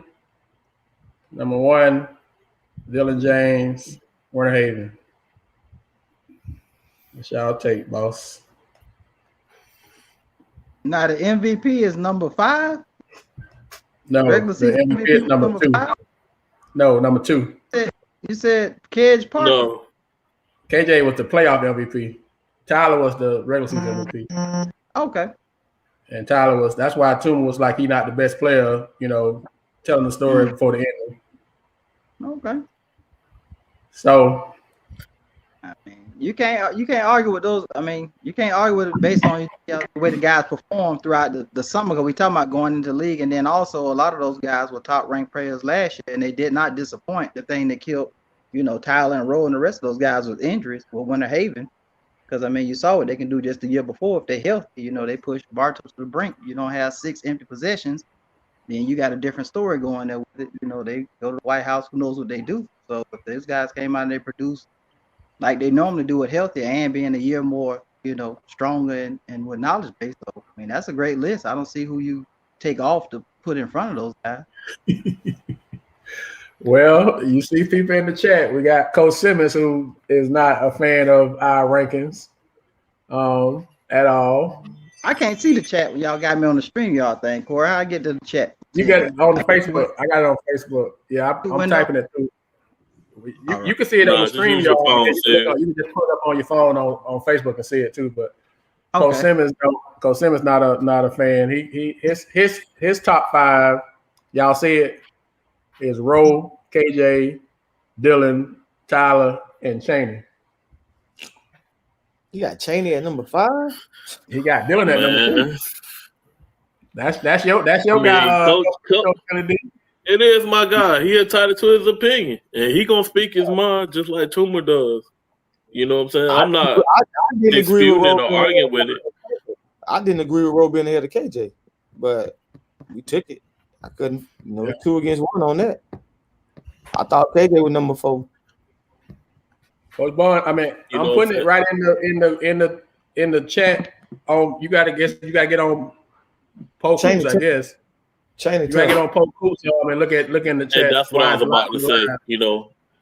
And don't a lot of people know or talk about Cheney enough. You know, that kid can really go. He a dog. You know what I'm saying? He can shoot it. He can take it to the basket. He plays defense. You know, he's an athlete. He just plays down in Frostproof. You know what I'm saying? So a lot of people don't know about the kid, but the kid is special. You know what I'm saying? This list is going to change.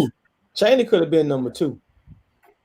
He could have. Yeah, Chaney definitely could have been number 2 and Tyler number 3. I was just impressed with Tyler it's a lot of things that's going to change. I can see Daraja Hardy and Trey Lane knocking at the door, you know, early in the season.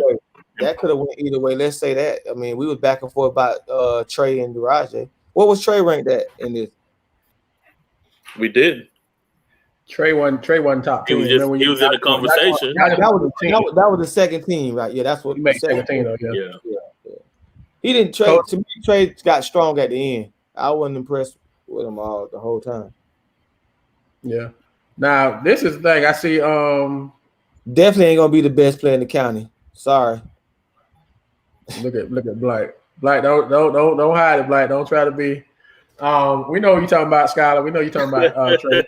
I thought Blight ruthless, boy. I ain't gonna be the best player in the county. I'm like, hold on. Yeah, he's saying Chaney gonna be the best player in the county. Oh, can you argue that?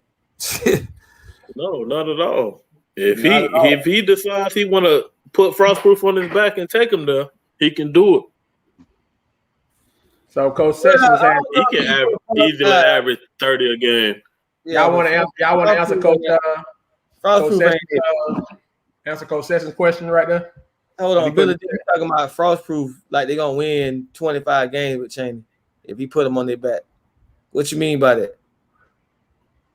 I'm just saying, if he decides that he want to be the best player on the floor for 32 minutes, that kid can score. He'll average 25 or more a game. That's what I'm saying. And still lose, right? Hey, you know, that's up to them. You know what I'm saying? Like, I try to have faith in them guys. And every time I betted on them guys, I lost. So it's kind of, that's why I'm throwing the shade. Like, he definitely can do all that, but they still going to be sorry. They ain't sorry. They going to lose. Uh-oh. First of all, y'all want to answer this before I see what Coach Simmons says, that Chaney could have been 2, but team success has to play a part, and Frostproof is not good. And Coach Johnson said he read the book Lake Region in time. So only Lake Region and Frostproof is on the schedule with each other. But say again? They got beat over and over again. That kind of hurt him from being the second. Yeah, but I guess Coach Simmons is saying that as a Lake Region coach, and Coach Johnson is the Frostproof coach. So he making sure that he let them know that they can line it up. I guess that's what I'm saying. But what's y'all take on what Vince said right there? I think Jamie had a better summer league. You know what I'm saying? As far as overall right now, I'll speak for me. I feel that Isaac is better. As far as his game and where it's at. But then again, I coached both of them in travel ball, along with Daraja Hardy, Alex Sessoms, Ed Wiggins, and a whole bunch of kids. Jalen Thurman, Nate from Bartow. I coach kids from each program. You know what I'm saying? As far as summer league, Jamie was a better player. As far as him playing with Tony Bradley, Isaac was clearly the best player for a while, along with Daraja Hardy. And then Jamie started coming along towards the end that made him very special. So all 3 of those kids and those kids that are on that team are special, you know what I'm saying? But Isaac, I feel right now is better overall. But Jamie had a better summer league. That's why I was mad enough to tell Barnes, hey, Barnes, we got to put Jamie on first team. He deserves it. And that's just like we didn't put Dylan as regular season or playoff, and he's the number 1 overall player we got right now. So that was why I led with that conversation. Just because you're the best player doesn't mean that you necessarily are the MVP or the most valuable player to the team. It's in my opinion, they can be separate. They don't have to be the same. If they are the same, then that's great, but it doesn't always have to be that way. That's all I was saying. LeBron James argument. We know he's the best guy in the league. You know, he don't get none of the awards, but we know I go Barnes. Man, Phil, we about to throw you off the show, bro. Good analogy.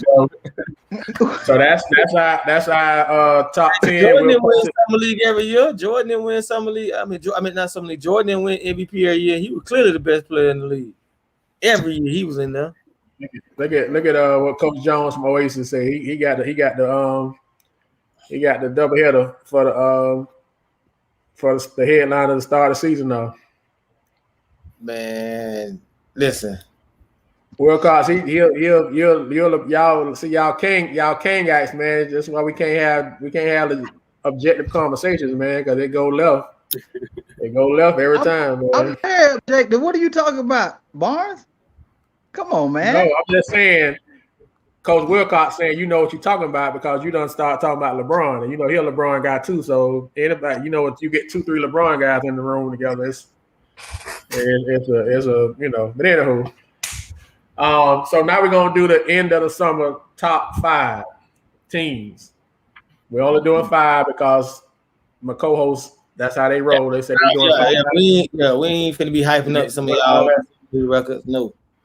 So we're gonna go 5-1, and then we're gonna talk about it. So let me get ready so I can put it in the chat while we're talking. So Polk Hoops, top 5 teams post summer league. And it was a kind of debate for number 5, but 4 through 1 was kind of consistent. But number 5, we settled on. It was a split decision, but we settled on Santa Fe at 5. We had 2. No, we didn't have them at 2. You was just right there when we just talked about this. Man, I thought we did 1/ the other, man. When y'all changed that? I was eating the barbecue sauce, buffalo. You needed buffalo chicken dip. Who was the other one that we said? Was it Arbondale? Yeah, Arbondale. I thought it was Arbondale / Santa Fe. Okay, so number 5 is also Arbondale. Coach, you see how you do it? You see how you do it to get in front of the company, Coach? Yeah. I didn't know y'all changed that because I didn't pick Santa Fe. How you saying y'all, man? It was Arbondale Santa Fe. I was like, okay, we're gonna slash it. That's cool. I had Arbondale. Listen. You had Arbondale. Polk Hoops had Santa Fe. Yeah, but we looked at head-to-head matches. We looked at some head-to-head matches this in summer league. And we said they beat head. And we said we was gonna go with Santa Fe, but like we said, you was probably in the buffalo chicken dip. Yeah, because that buffalo chicken dip was serious. Look at Black on the same stuff that Tuma on. I got an inbox Tuma say that you petty with the JV stuff about the thing for the day. But anyway, number 4. Lake Wells. Coach Banks.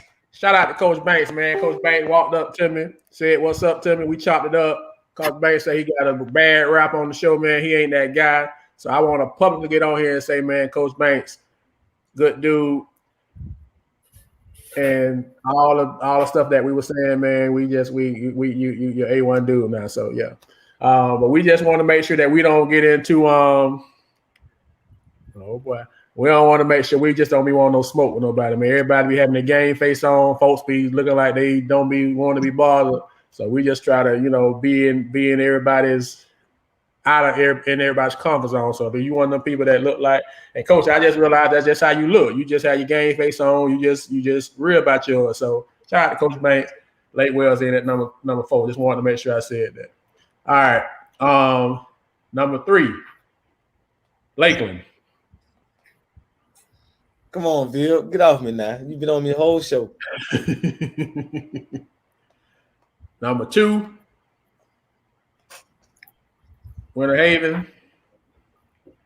And number 1, Summer League champs, Bartow. So that's our 5.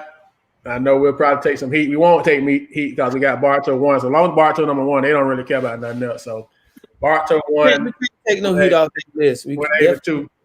Lakeland 3, Lake Wells 4, Auburndale / Santa Fe 5. What's your thoughts on that? What's your thoughts on that, Mr. Sears, since you just seen it? What's your thoughts on that top 5? Sears on froze. Oh, he on that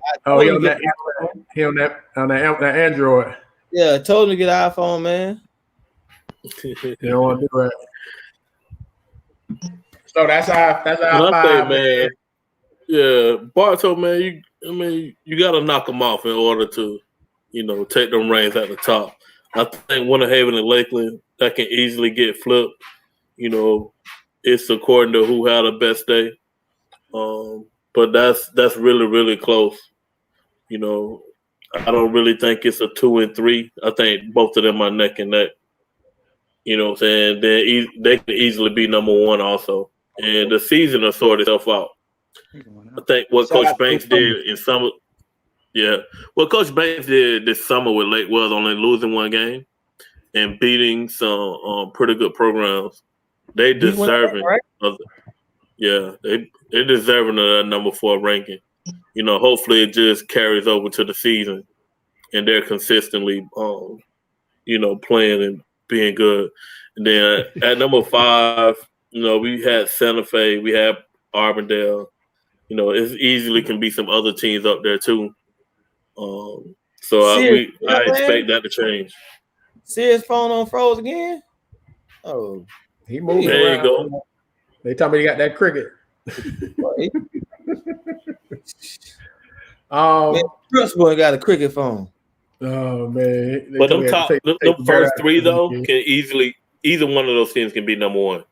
I know one of those 3 gonna make it to state. And you know the sad thing about that, those top 3 could very, very, very likely be in the same district, which is going to be so sad. It's going to be so sad, but they haven't released the districts yet, but they could end up in the same daggone district. And that's just crazy that they won't separate them and let us have 2. Look how bad this going to be, though. So if they in the same district, they're going to probably not play each other just because they don't want to get film on each other. So we might not even see them play to the district tournament. How sad is that? They in the same district, they definitely ain't gonna play each other, and you can't blame them. I mean, you can't blame them. You can't blame them. Serious, can you imagine us not being useless?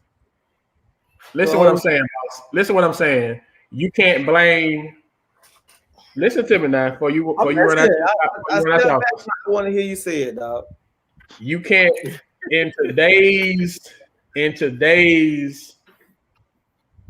way that coaches schedule and how they look at stuff, you can't blame them.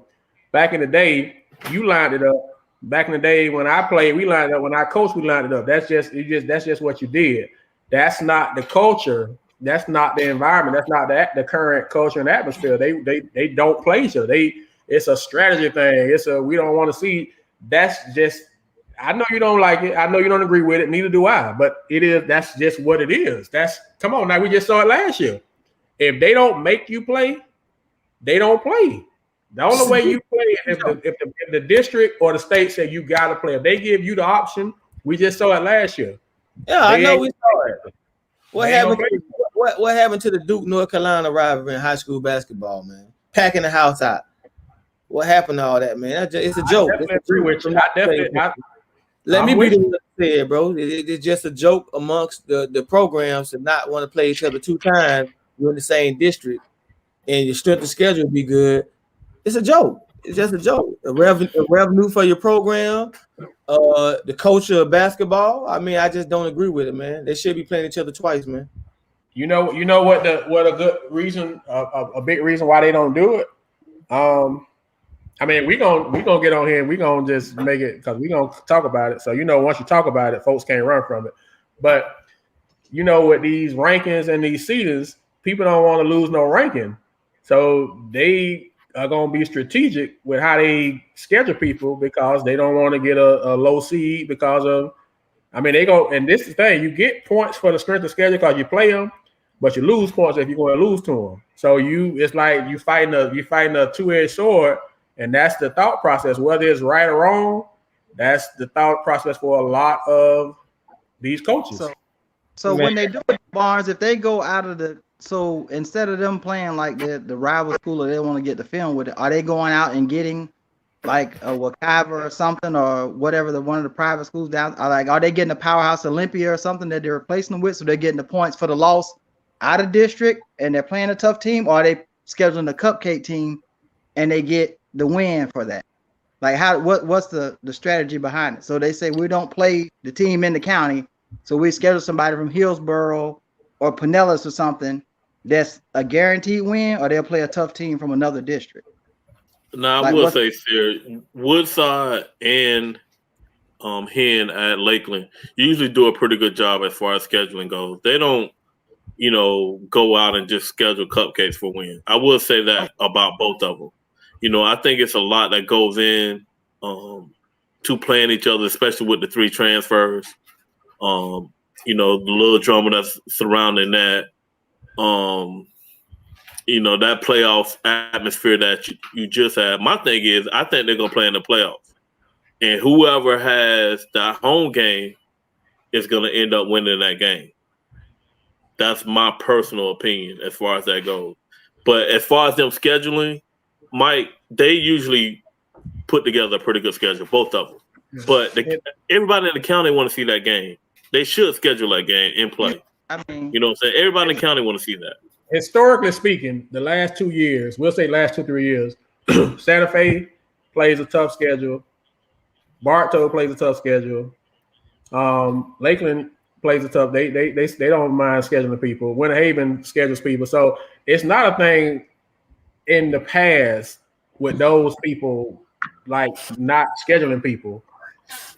And I'm not saying other people don't, because the first time you don't mention a school name and they'll say you leaving us out. But like Coach just said, it's some other stuff that's, I guess, off the court.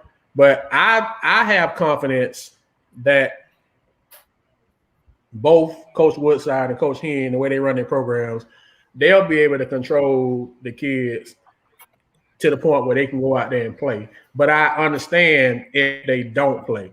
I hope they do for the sake of the kids, but I understand if they don't. If that makes sense.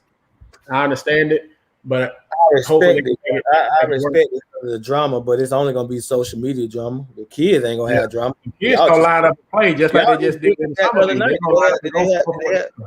Did they have security and police? The kids actually still talk and actually have a great relationship still. Yeah. It's really not the kids. I think they're gonna play. I think they're gonna play. Personally, I think they're gonna play both of them. But I hate that I think they're gonna end up in the same district. I just don't. I hope that they don't lump all of those Polk County teams, all those teams in that district. But I think that's what's gonna happen, and it's gonna be sad. Because I really think out of Lakeland, and I don't want to specify, but let me say at that potential district, 2 of those teams could get to the Civic Center. But if they're in the same district, that ain't gonna happen. If you send them to different regions, then you can do it, and they do it in Orlando. So I just don't think they're gonna do it for us, for Polk County. But I would definitely like to see it happen if it was to happen. Yeah, I just think you got to. We want to see the game. We want to see the game because it's a good game for the community, for the kids. Hopefully, Ms. Woodside, we've been having this conversation before. I don't know if that's Ms. Woodside or who else. I just see Woodside, but we've been talking about this. We want to see it. Everybody else want to see it, and the kids want to play it. They just played each other last year. It ain't like they don't play each other. So why all of a sudden this year is it such a big deal? And see, once again, we talk about it, and it's like, is this a negative thing? But us saying Lakeland playing Winter Haven, when did this become a negative thing? Because the kids went to Lakeland, they ain't like they hate each other. They still friends and they cool with each other. So what are we talking about? My point of wanting to see it because y'all say what happened in the playoffs. It was a great game. It was a great game. It was great for Polk County basketball. It was wall to wall. The kids went at it. It's a great. Why wouldn't we want to see good basketball? Why would we want to see a great basketball game? Why? What's next? Of course, we having the conversation because it will be a great game. Yes, we want to see it. We want to see great basketball in Polk County. We've been spoiled with great basketball over the years. We've been spoiled with great rivalries. We haven't had that in a while. That's half the reason why we even got Polk Hoops going, to try to get this type of atmosphere back surrounding basketball. We want to see it. So yes, ma'am. I'm speaking for Polk Hoops. I'm selfish. I want to see Lakeland play Winter Haven. I want to see Bartow play Santa Fe. I want to see every great, good team in the county play each other. I want to see the kids go head to head, the coaches go head to head. I want to see the gym packed out like it used to be. I want to see it wall to wall with a crazy atmosphere. I want to see it. So yes, I'm very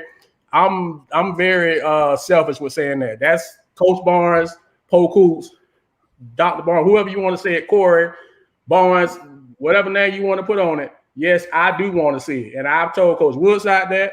I've told Coach Phillips that. I've told Coach Hen that. Coach Woodside, Coach Wilcox that. I tell whoever, because we deserve to see good basketball in the county, especially if we got good basketball teams in the county.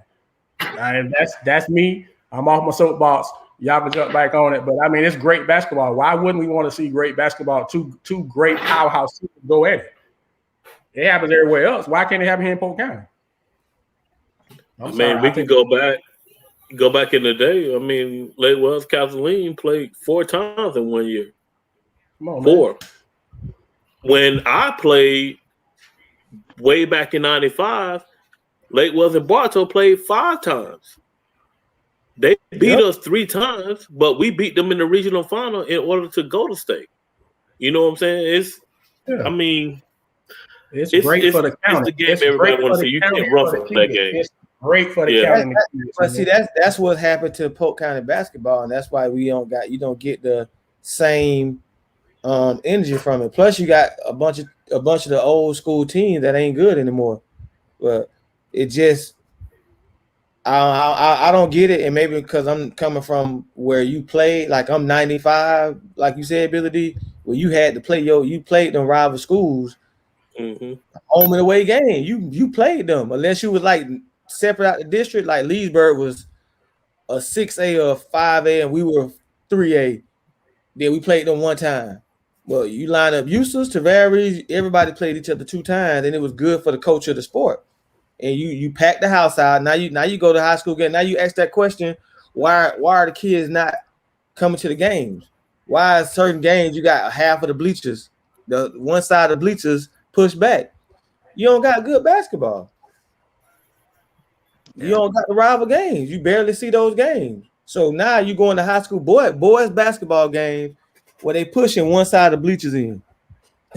Man, nobody don't want to support the basketball. Y'all don't want to play each other to make us support it. Come on, man. And like I say, that's just me being selfish. Basketball, but what y'all doing right now as coaches is whack. Y'all killing the coach. Well, that's what I was about to say. Whack. Wickedy whack. I don't really want to say what I want to say, so it's just out of respect. I know, boss. I know. I want to say something else, man. But we want to. Sometimes you got to get a peek. This the thing. Y'all know what we about on Polk. We about these kids, man. We about these programs. We about exposing, giving positive light to Polk County basketball. That's what we was when we started. It ain't switched. You tell me that them kids from Lakeland don't want to play against Winter Haven. You tell me the kids from Arbor don't want to play against Winter Haven. You tell me the kids from Lake Wells don't want to play against Bartow, especially when they got a good team. When I went and interviewed the Arbondale kids, when the last question I asked the kids, anything y'all want to say, Nehemiah said, June 14th, come to the rec to see us play, to the field house, see us play Arbondale. It's the summertime. He already know when they play Arbondale in the summertime. That stuff means something to them kids, man. And who we doing it for? We doing it for the kids, right? So if the kids want to line up and play, let them line up and play. Like I say, that's just me. And yeah, I'm being selfish about it. Yeah, I want to see Lakeland and Winter Haven play. I want to see because Lakeland got a good team, Winter Haven got a good team, and good teams should play each other. That's just my thought. Me. Like Auburndale should be playing Lakeland twice. Bartow should be playing. They should be 2 games. Like they already be talking about they ain't got money to travel. I'm just tired of going to games where you got to push in half the bleachers, one side of the bleachers. And the clock running by 2 minutes to go in halftime. You already run the clock. Now, Coach Billy D okay with that on nights he got to work because he in the car by 8:15. Like, yeah, y'all go ahead and get these 40-point games. Let me get me and go home. And so, but for me as a fan, I'm showing up, man. I want to see. I personally want to see wall to wall where you got to stand to the door when you first walk in and find somewhere to sit because there's so many people in there. That's the kind of stuff that I'm just like, we used to have it, bro. We used to have that everybody. It wasn't just like it was Haines City, Lake Wells, Kathleen, Bartow, Kathleen, Lakeland, Kathleen. It was Jenkins, it was that way every night. And so it's. Well, my thing is, why wouldn't we want people been complaining about the county being down, right? So now the county is climbing. A couple of years ago, we had a lot of teams in the playoffs. Last year, COVID, we all know how that went. It still went pretty well for the county. Now the county is rising with the number of programs being significant again. And back when I remember when I played, when my brother played, when I coached, the top teams in the county played each other, period. You know what I'm saying? You know, McGriff basically talks bad about me all the time. Like, hey, you know, I lost 2 games when you stopped coaching. I lost 2 tough games in the county. Now I got to go find, you know, 2 tough games outside the county. You can get a playoff atmosphere with those 2 games. You know what I'm saying? And then somebody said earlier about, you know, the financial standpoint, the gate, concessions, all of that stuff helps your summer. You know, and you're able to get things for the kids. But my thing is, these kids are not only friends, they're competitors. We want to know, they want to know, who's the best team in the county. We cannot determine who's the best team if they don't even play each other. You know what I'm saying? So my thing is, you don't have to go outside the county to find a great game. You have to play that game. And not only would you get the county buzz, I think you'll get a state buzz and maybe even a national buzz to get people there, you know to exposure of that game. 2 things to that. All right. Y'all can answer to me. First one is, when have you seen in the last 4-5 years multiple different rivalries have 1,000+ people in the gym? Can't even figure that out. You probably have one, you know, late in the season, right? And then think about this. If they did play against each other and you had multiple games of those rivals playing like we did in the summer league, how big would the Mosaic tournament be when they're all playing against out of the county people and everybody supporting all of them? It's gonna be huge. The Mosaic don't got empty. You know that the Mosaic don't, the bleachers don't got empty at that, right? It ain't been a good audience. So now if you take that, unless they come in to watch Bartow. Yeah, so now if you take that rivalry throughout the year and you got multiple people playing, the Auburndales, Winter Haven, Lakeland, Winter Haven, Bartow, Lakeland, Kathleen, Lakeland, Auburndale, Kathleen, Auburndale, you got those mixture of them playing and at Santa Fe in there. By the time the Mosaic hit, the basketball coach is so big that at 10 o'clock in the morning to 9:30 at night, you packing it out because everybody's supporting everybody. Right. Just imagine you got Winter Haven, Bartow, Lakeland playing those last 3 games. Bro, that's gonna be crazy. And then look at you got Santa Fe, then you got Auburndale. Mm-hmm. I mean, you got 5 games with kids that are high-ranked, high-caliber kids on each team. 2023 and 2024. All got, then you got Lake Wells in there. I mean, you got 6 or 7. That's Saturday. You know, Saturday, bro. We be getting beat down at the Mosaic. With this lineup, we actually didn't win. When last time Polk County won the Mosaic on Saturday? Come on now, help me out now. I'm just saying this, bro. The level of basketball talent that we have right now in the class, in these 20, 23, and 24 especially, it's a higher level than it has been in a while, bro. And the intensity from the summer league, we ain't gonna stop talking about it. So y'all, however you want to feel about it, it's on you, but we ain't gonna stop talking about it. But it's just like, why wouldn't you play? Why wouldn't you play just if you are a competitor? Like I said, if it's other stuff that's going on that we may not be privy to, we'll own that. We'll back off of it. We'll leave it alone. But as far as Polk hoops go, and I know y'all feel the same way, we may be selfish, but yes, we do want to see the top teams play each other. So do we want to see Lakeland and Winter play each other? Yes. Do we have a vote on it? No, we don't. Will it matter what we want? No, it don't matter what we want, but we can speak on it, and it's not a negative. We want to see them guys play because both teams have very good teams. They're going to be very good this year. And why, like we're saying, why do we got to go play Oak Ridge, Dr. Phillips, and all these people to get a good game when we got great teams right here in Polk County? Why can't we just line up and play each other? That's what we used to do. If you was a great team, first of all, you wanted to play the other great team because iron sharpens iron. Why I got to go an hour to play somebody when I can go 20 minutes and play somebody and get the same type of work? But Barnes, it's 25 games, bro. You know what I'm saying? Those are 2 games out of 20. You got 23 more games to schedule tough people. You still can play the Dr. Phillips and the Oak Ridge. That's not keeping you from playing them. You know what I'm saying? So you got 25 games to schedule that. Hey. You know what I'm saying? That's including your Christmas tournaments and stuff. You have room. You just got to make it happen. It's going to be scheduling. Like, it should be on a Friday night. It shouldn't be on no Tuesday or nothing like that. You know what I'm saying? It's just getting the right time frames. That's all. Yeah. And the thing is, we the media, we just giving our opinion. We just saying how we feel about it. And, nothing negative. It's just what we would like to see. And we don't have a dog in the race other than wanting the kids and the fans to the same thing we've been doing, which is trying to present Polk County basketball in the best possible light.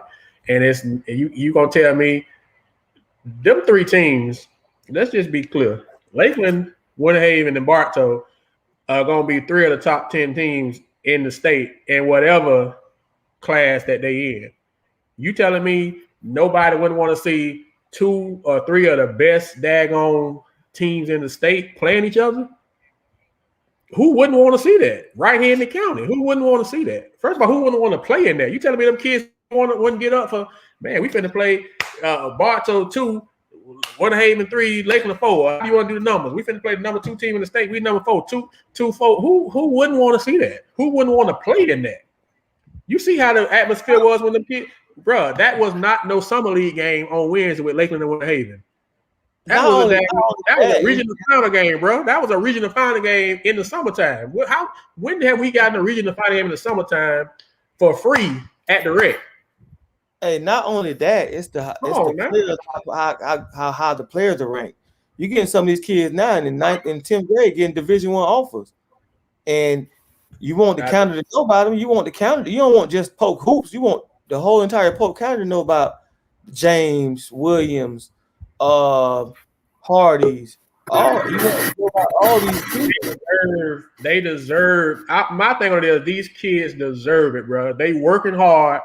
They having success. I just feel like, and this me Polk hoops on my soapbox. The whole reason why we started this platform in the first place. They deserve it. The kids deserve it, bro. They deserve to line it up and play against each other because they talk about it. Hey, Billy D, can I ask you this? Billy D, can I ask you this? I can attest that they talk about it, bro. Billy D, can you imagine? They definitely talk about it.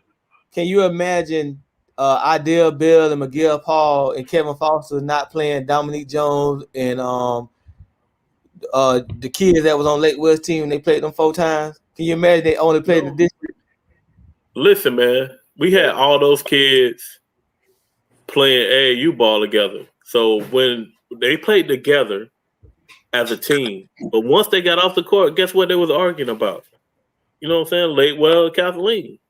And it's funny because most of these kids that we're talking about, I have some affiliation with them and they play for me. So at first you didn't hear anything, but coach, when summer league was getting closer and closer, they start arguing, going back and forth about who was going to be better, who was going to be who, and everything. So it brings a lot of excitement, to our program at TB13, but to the high school program, man. I'm looking forward to this season. All right, look like we done had a oldie but goodie done dropped into Jump to the man cave. Coach I ain't Head, jump in the fight though. What's going on, Coach Head? Chilling, Lakeland man. High School coach. Make sure we keep it PG now. You know Coach. we already in some areas that folks got an issue with us tonight, I'm sure. But Coach, so they always got an issue with Lakeland High School and coaching. We all right. All right, what's your take? So you on here speak your piece. I see you jump in, so speak your piece. Yeah, on scheduling, coach. We ain't running for nobody. You know that. I played for you in high school, played for you at the 5. We'll play anybody, anywhere, anytime. Me and Coach Woodside didn't talk. We trying to wait on the districts to come out. We're gonna play. Never played them twice, never played McGriff twice, but we're gonna play. We not running from nobody. You know, I talk to you all the time about scheduling teams from Fort Lauderdale, Miami, the bigger teams, because we want to get, we want to play those guys. You got to play those guys because that's what you might see in the Civic Center. We got a vision ahead of us. We ain't running from nobody. If they want to play, my number is, they know my number. You know how to get in touch with me. It's not hard. We're not running. We will play anybody that want to play. That's never been a problem. We want to see that. I remember the games wall to wall. I remember the stuff that you talking about. We want them games that you had to stand on the wall to watch the game.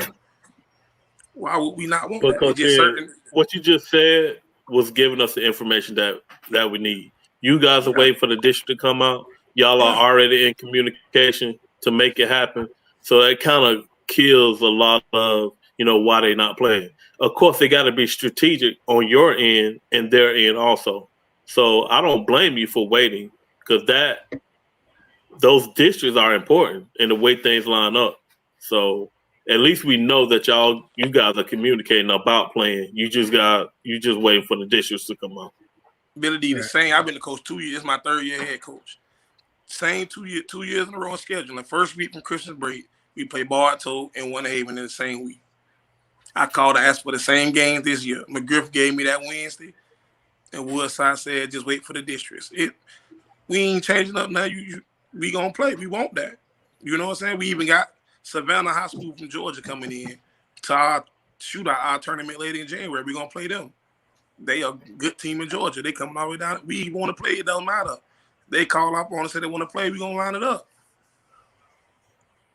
Well, I mean, and the thing is, like I said, we being biased, and of course we want good teams to play good teams. We know at the end of the day, it's stuff that goes on besides us as the media, as the fans, but we can speak on we can speak on it and we can speak where it's coming from. It's not it's a selfish thing. I guess it is a selfish thing, but it's a selfish thing for the point of the kids deserve that, the fans deserve that, and the community, the culture for the county deserves that. And I'm just when I'm speaking on it, that's what I'm speaking from. Like, who wouldn't want the best playing the best and just line it up and see what happens? Who wouldn't want that? Anybody who was in that Arbondale on Wednesday night and saw that Lakeland Winter Haven game, and then that Bartow Winter Haven game would be like, that's what everybody left out there saying, man, I can't wait. They playing the regular season. That's what the whole buzz was. They just did this in the summer. I can't wait to see till they play for real. That's what we've been trying to, that's what what we do is all about. Trying to get us as in Polk County back to that. And maybe a lot of people don't remember that, but we remember it. Everybody who these 4 little squares right now, remember that. And if that means we being selfish because that's what we want, then we'll be selfish. Because my thing on it is, I know that's what the kids want. And that's what I'm about. At the end of the day, I want the kids to get what they want. If they want to line up and have that platform that they finally getting, that other people been getting for years, then whatever we need to do to make that happen, we're going to make it happen. And I ain't going to apologizing. I ain't going to stop doing it. That's just what we're going to do. And now we don't have a dog in the race, but we're going to talk about it. And whatever happens, going to happen. But the kids are going to know at no point are we got 7 or 8 legitimate teams that can make a deep run in the playoffs this year. So we would be doing y'all a disservice to not talk about it, to not push it and not promote it. That's what we're here to do. and we unapologetic about it. So I get it that you gotta it's stuff that goes into scheduling, but I know Ms. Woodside was asking, we just want y'all to see it. Yes, ma'am, we do want to see it because Winter Haven has a really good team, Lakeland has a really good team, and we want to see really good teams play against each other. We ain't got nothing to do with the other stuff. And the kids just want to play. I don't think it's not an issue with the kids in that regard. They want to play because they both good teams. If I think I got a good team, you got a good team, I want to see if I can beat you. That's what a competitor does. That's all we say. Hey, Coach Barnes, here to let you know, I got kids on here team. I got kids on Winter Haven, and we don't have no issues. Those kids get along great.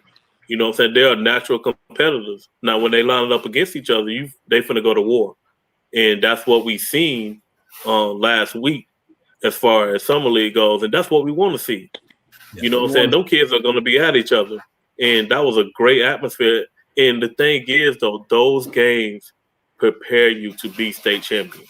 Yep. You know what I'm saying? I can go back and look at my 2011 team, my 2012 team, and those are the type games that prepared us, you know, for those type of situations. So Coach Hen is going about it the right way. You know what I'm saying? Right. Coach Woodside is going about it the right way. You know what I'm saying? When they schedule it, they'll let us know. You know, we're hoping that they actually play twice. We're hoping for that. But if we only get once, then we know we're gonna be there live and in color. No, when you were saying about scheduling earlier too, Billy D, like I told Coach Barnes already, we only got one game in December. You know, I mean, we got 12 kids, 10 play football. You're not gonna get no win off us like that. You know, so we might not play 25 games this year because we don't have the room in January and February to play 25 games without playing 4 games a week. And that's great, and that's good strategy. If you got that's what I said. You got all your kids out there playing football. That's just a business decision.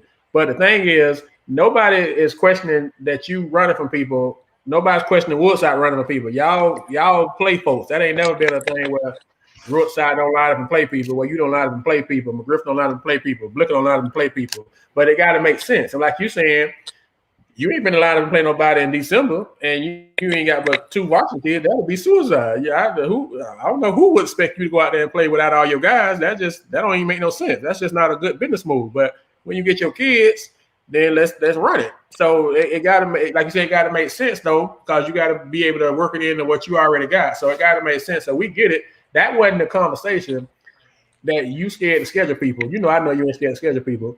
We know Woodside ain't scared to schedule people. Y'all just got to make it. You got to make it work. And of course, we want to see it as fans, as media. We want to see it because y'all both got really good teams, really good kids. And we just think for the culture of the county and for just the overall product, they should line up and play. Hey, man, if you happy with one side of your bleachers being empty on a Friday night, that's cool. I ain't never had that problem, Coach. Wrong school. Come in with the best, man. Just come in stirring. But you got anything else for Coach Hen since you brought him in too? Oh, Coach, y'all don't want to announce what the second shootout called in January at Lakeland? We ain't gonna put that out yet. We're gonna wait. Go ahead, Coach. You got the flow. Go ahead. You got the flow. Go ahead. Okay, well, January 29th, you know, Lakeland High School and Polk Hoops taught. We got our first ever Polk Hoop shootout January 29th at Lakeland High School. So there it is for everybody to know, you know. We're going to have that at the school. We're going to have about 6 games that day. Going to be very interesting. That's the one we playing Savannah High School in. So I'm trying to, didn't want to tell y'all yet, boys, but we're trying to get our school to set up a little booth where y'all can be live broadcast for each game. You know, something. Okay. Something like that. Get y'all own little seat. The people at other schools finna have something to say, boy. All they gotta do is communicate, Coach. I talked to you and Coach Tuma about this when we first started it. Before we even got online, they know who you was. You did. We talked about It's been a lot. It's been in the making. So I just, you know, it's still about it. We got the green room. We got the green room. Or we can make a green room. We can do some post game interview, all that kind of stuff. Yeah, we can make it. It'll just be me and bro, because I know Billy D gonna be working that day. So man, I'm blocking that out. I'm gonna be there. Yeah, we can get in there and get some post-game interviews and all that kind of stuff. It's a select few gonna work that, Billy D. You ought to know how I am. So, hey, Coach, you got all your teams? If you need help with getting somebody in, let me know. I need probably like 3 more teams. I got some good teams in that though. Clearwater, us, Gibbs already committed. Lakewood Ranch in. Gibbs ain't good. You know I look out for Murph. You know Murph, your guy, my guy. I can't do my boy like that. How you gonna do Murph like that? You gonna keep Murph calling him right now. Murph gonna be calling him right now. Man, Murph, Murph don't got worse than 10. He ain't good for me. Sitting up so you want to keep Murph out? Sitting up in 236. You don't got him and Jimmy don't got something that they don't even want to talk about on this show. I'm in the talk with Miramar now too. Murph Grady. Miramar talking about coming up. Yeah, he young. Yeah, Miramar, that'd be a good look. So you can get you some variety, get from different areas. So yeah, Coach Billy D can get you some good variety. That'd be a good look. Yeah, we're working on that now though. So hey, yes, sir. You ain't texting about that sausage that got put in you though, huh? Coach, I was so hurt about that sausage I can't stay home and went to sleep. Well, you texted all the W, but as soon as you got that sausage put in you, boy, you got that phone number, huh? Well, make it so bad, Coach. Y'all were talking about on live. My girl said, text Coach Barnes, Coach Tooman, tell him you got your ass whooped today. I said, I got it. Let me prolong it a little bit. Dang, I had got it early. Coach, hey, I'm like, he been calling me all weekend. He ain't called me, so it must have it didn't go well. I ain't get no call after that. I'm talking about hurtful, Coach. When people hit the first 5 shots, 3-pointer, we were down 15-0. Oh, Scott played that good? Yeah, they hit shots today. We got it down like 10 twice, but we just didn't have them legs. He told me. Mm-hmm. he felt good about the W. Even though you was missing 2 guys, it's just the fact that, I told him you did him wrong by scheduling him 8 o'clock and 10 o'clock games, so it got a little personal. Randy Lee did him wrong by scheduling games, but we needed that whooping. For him to text me about him winning, which he never does, means that he didn't like that 8 o'clock and 10 o'clock game you scheduled. I wouldn't have liked it either, Coach, to be honest with you. But we needed it. The kids woke up. The kids got the message. You beat a team by 20 2 weeks ago, and they come back and you think you're going to beat them by 20 again. It ain't going to happen. You got to work. 8 kids, 7 kids, 15 kids. We got to work, and we just didn't work today. Definitely wasn't going to beat Scott by 22 games in a row. Scott was going to have to coach up. Coach, these are different type of kids. They don't get it, but they getting it now. They starting to see, like, dang, they do want to whoop us. Like, when the team chest bumping, they happy as can be. We shaking hands. They, man, we whoop Lakeland. Yeah, they happy. Like, understand it. Like, y'all, they circling y'all game on. They gotta understand they circling the game on the calendar now because of what y'all doing now. It's 4 teams in the county, and I don't want to say nothing disrespectful to the 4 that I'm not gonna name, but it's 4 teams in the county right now that they circling people on the schedule. That's Lakeland, Bartow, Winter Haven, and Santa Fe. People circling those games. And I'm saying Santa Fe because they don't mention the region final the last 2 years in a row. I know you're looking at Santa Fe. What? Because of the last 2 years, bro. Listen, they've been top. They've been in the region final the last 2 years, and they're going to end up at least in the regional semis this year. So those 4 teams, not saying other teams are not. I know it's coming. Yeah, bro. If Blakely can get them I-20s that I've been hearing about, but they're gonna be in the regional final again. I definitely agree. I just gotta throw a little shade at Blakely now and then. Polk, yes, sir. Tuma, Billy D, y'all can send that invite. To who we think we can get together and the team list that we want for the tournament. I'll show you who I got already. We can map it out, Long as you ain't playing Gibbs. I got the team from Savannah, Georgia. All right. Now Gibbs will be early morning, Coach. I got Murph been there every year, so I can't kick him out, Coach. Yeah, no. He need to get that sausage put in him. It's gonna happen. All right, Coach, we're gonna let you go, man. Appreciate you jumping in the man cave, man, and chopping it up with us and clarifying some things, Oh yeah, man. Anytime. You know it's good, man. So you do y'all for the play coverage. you do play Bartow though. Yeah, I play in January, first week of January on the Wednesday. First Wednesday we come back to school. Why y'all be scared of these Wednesday game? What happened to Friday night? That's McGriff to my his Friday was all to go on Lake Wells, and he ain't had no more Fridays. Oh, yeah, that's another rivalry. So Lake he Wells. He said nobody That's else play on gonna be a Wednesday. game. Hey, listen. I'm gonna make sure I get me a ticket to Lake Wells Bartow on that Friday night. That ain't gonna be that. Got where we just ranked Lake Wells at. That's gonna be a game. Yeah, so that's the same week. That's a good schedule for McGriff to go Lakeland on Wednesday, Lake Wells on. See, McGriff ain't scared. My Friday open for Winter Haven that Friday though. So yeah, I can't make if you play Winter Haven, then I can't make Lake Wells Bartow. I'm just waiting to see what is open. I got 9 games left. 2 more that's open. And what you told Coach Wilcox here? He said, "Tell us what you told him before you get off." About what? Ask him about I don't know. He just said, so let's kill that one. Auburndale ain't gonna play. Eric's scared to play y'all with all the players. He gonna wait till Eric playing me January, 3rd week in January. He won't. I'm just messing with him so he can send a text message to my he ain't scared. Oh, he do that to me already. He said send him at the rent to my hand. I gotta switch my game. We got complications laughing. He just said, tell them what you told me. I don't know what you told him before you jump on. Anthony be lying, man. I don't know what that man talking about. Okay. No, he won't Santa Fe. You say you want Santa Fe, Auburndale, Winter Haven, and Bartow. Oh yeah. So you and Santa Fe definitely don't need to play. Well, Coach Wilcox said it came out his mouth. He say stuff for me that I don't like to say, so he said it. Yeah. Yeah, that probably wouldn't be the best decision for Lakeland and Santa Fe to play. I mean, but I think Lakeland and Winter Haven would be great. I mean, it'd be good for, but yeah, that look probably. At Tuma sit back in his chair and rub his head. That can go a whole lot of ways. So. Look, I'm finna go, boys. I ought to see what he coming with. I'm finna go, man. All right, man. Enjoy y'all night.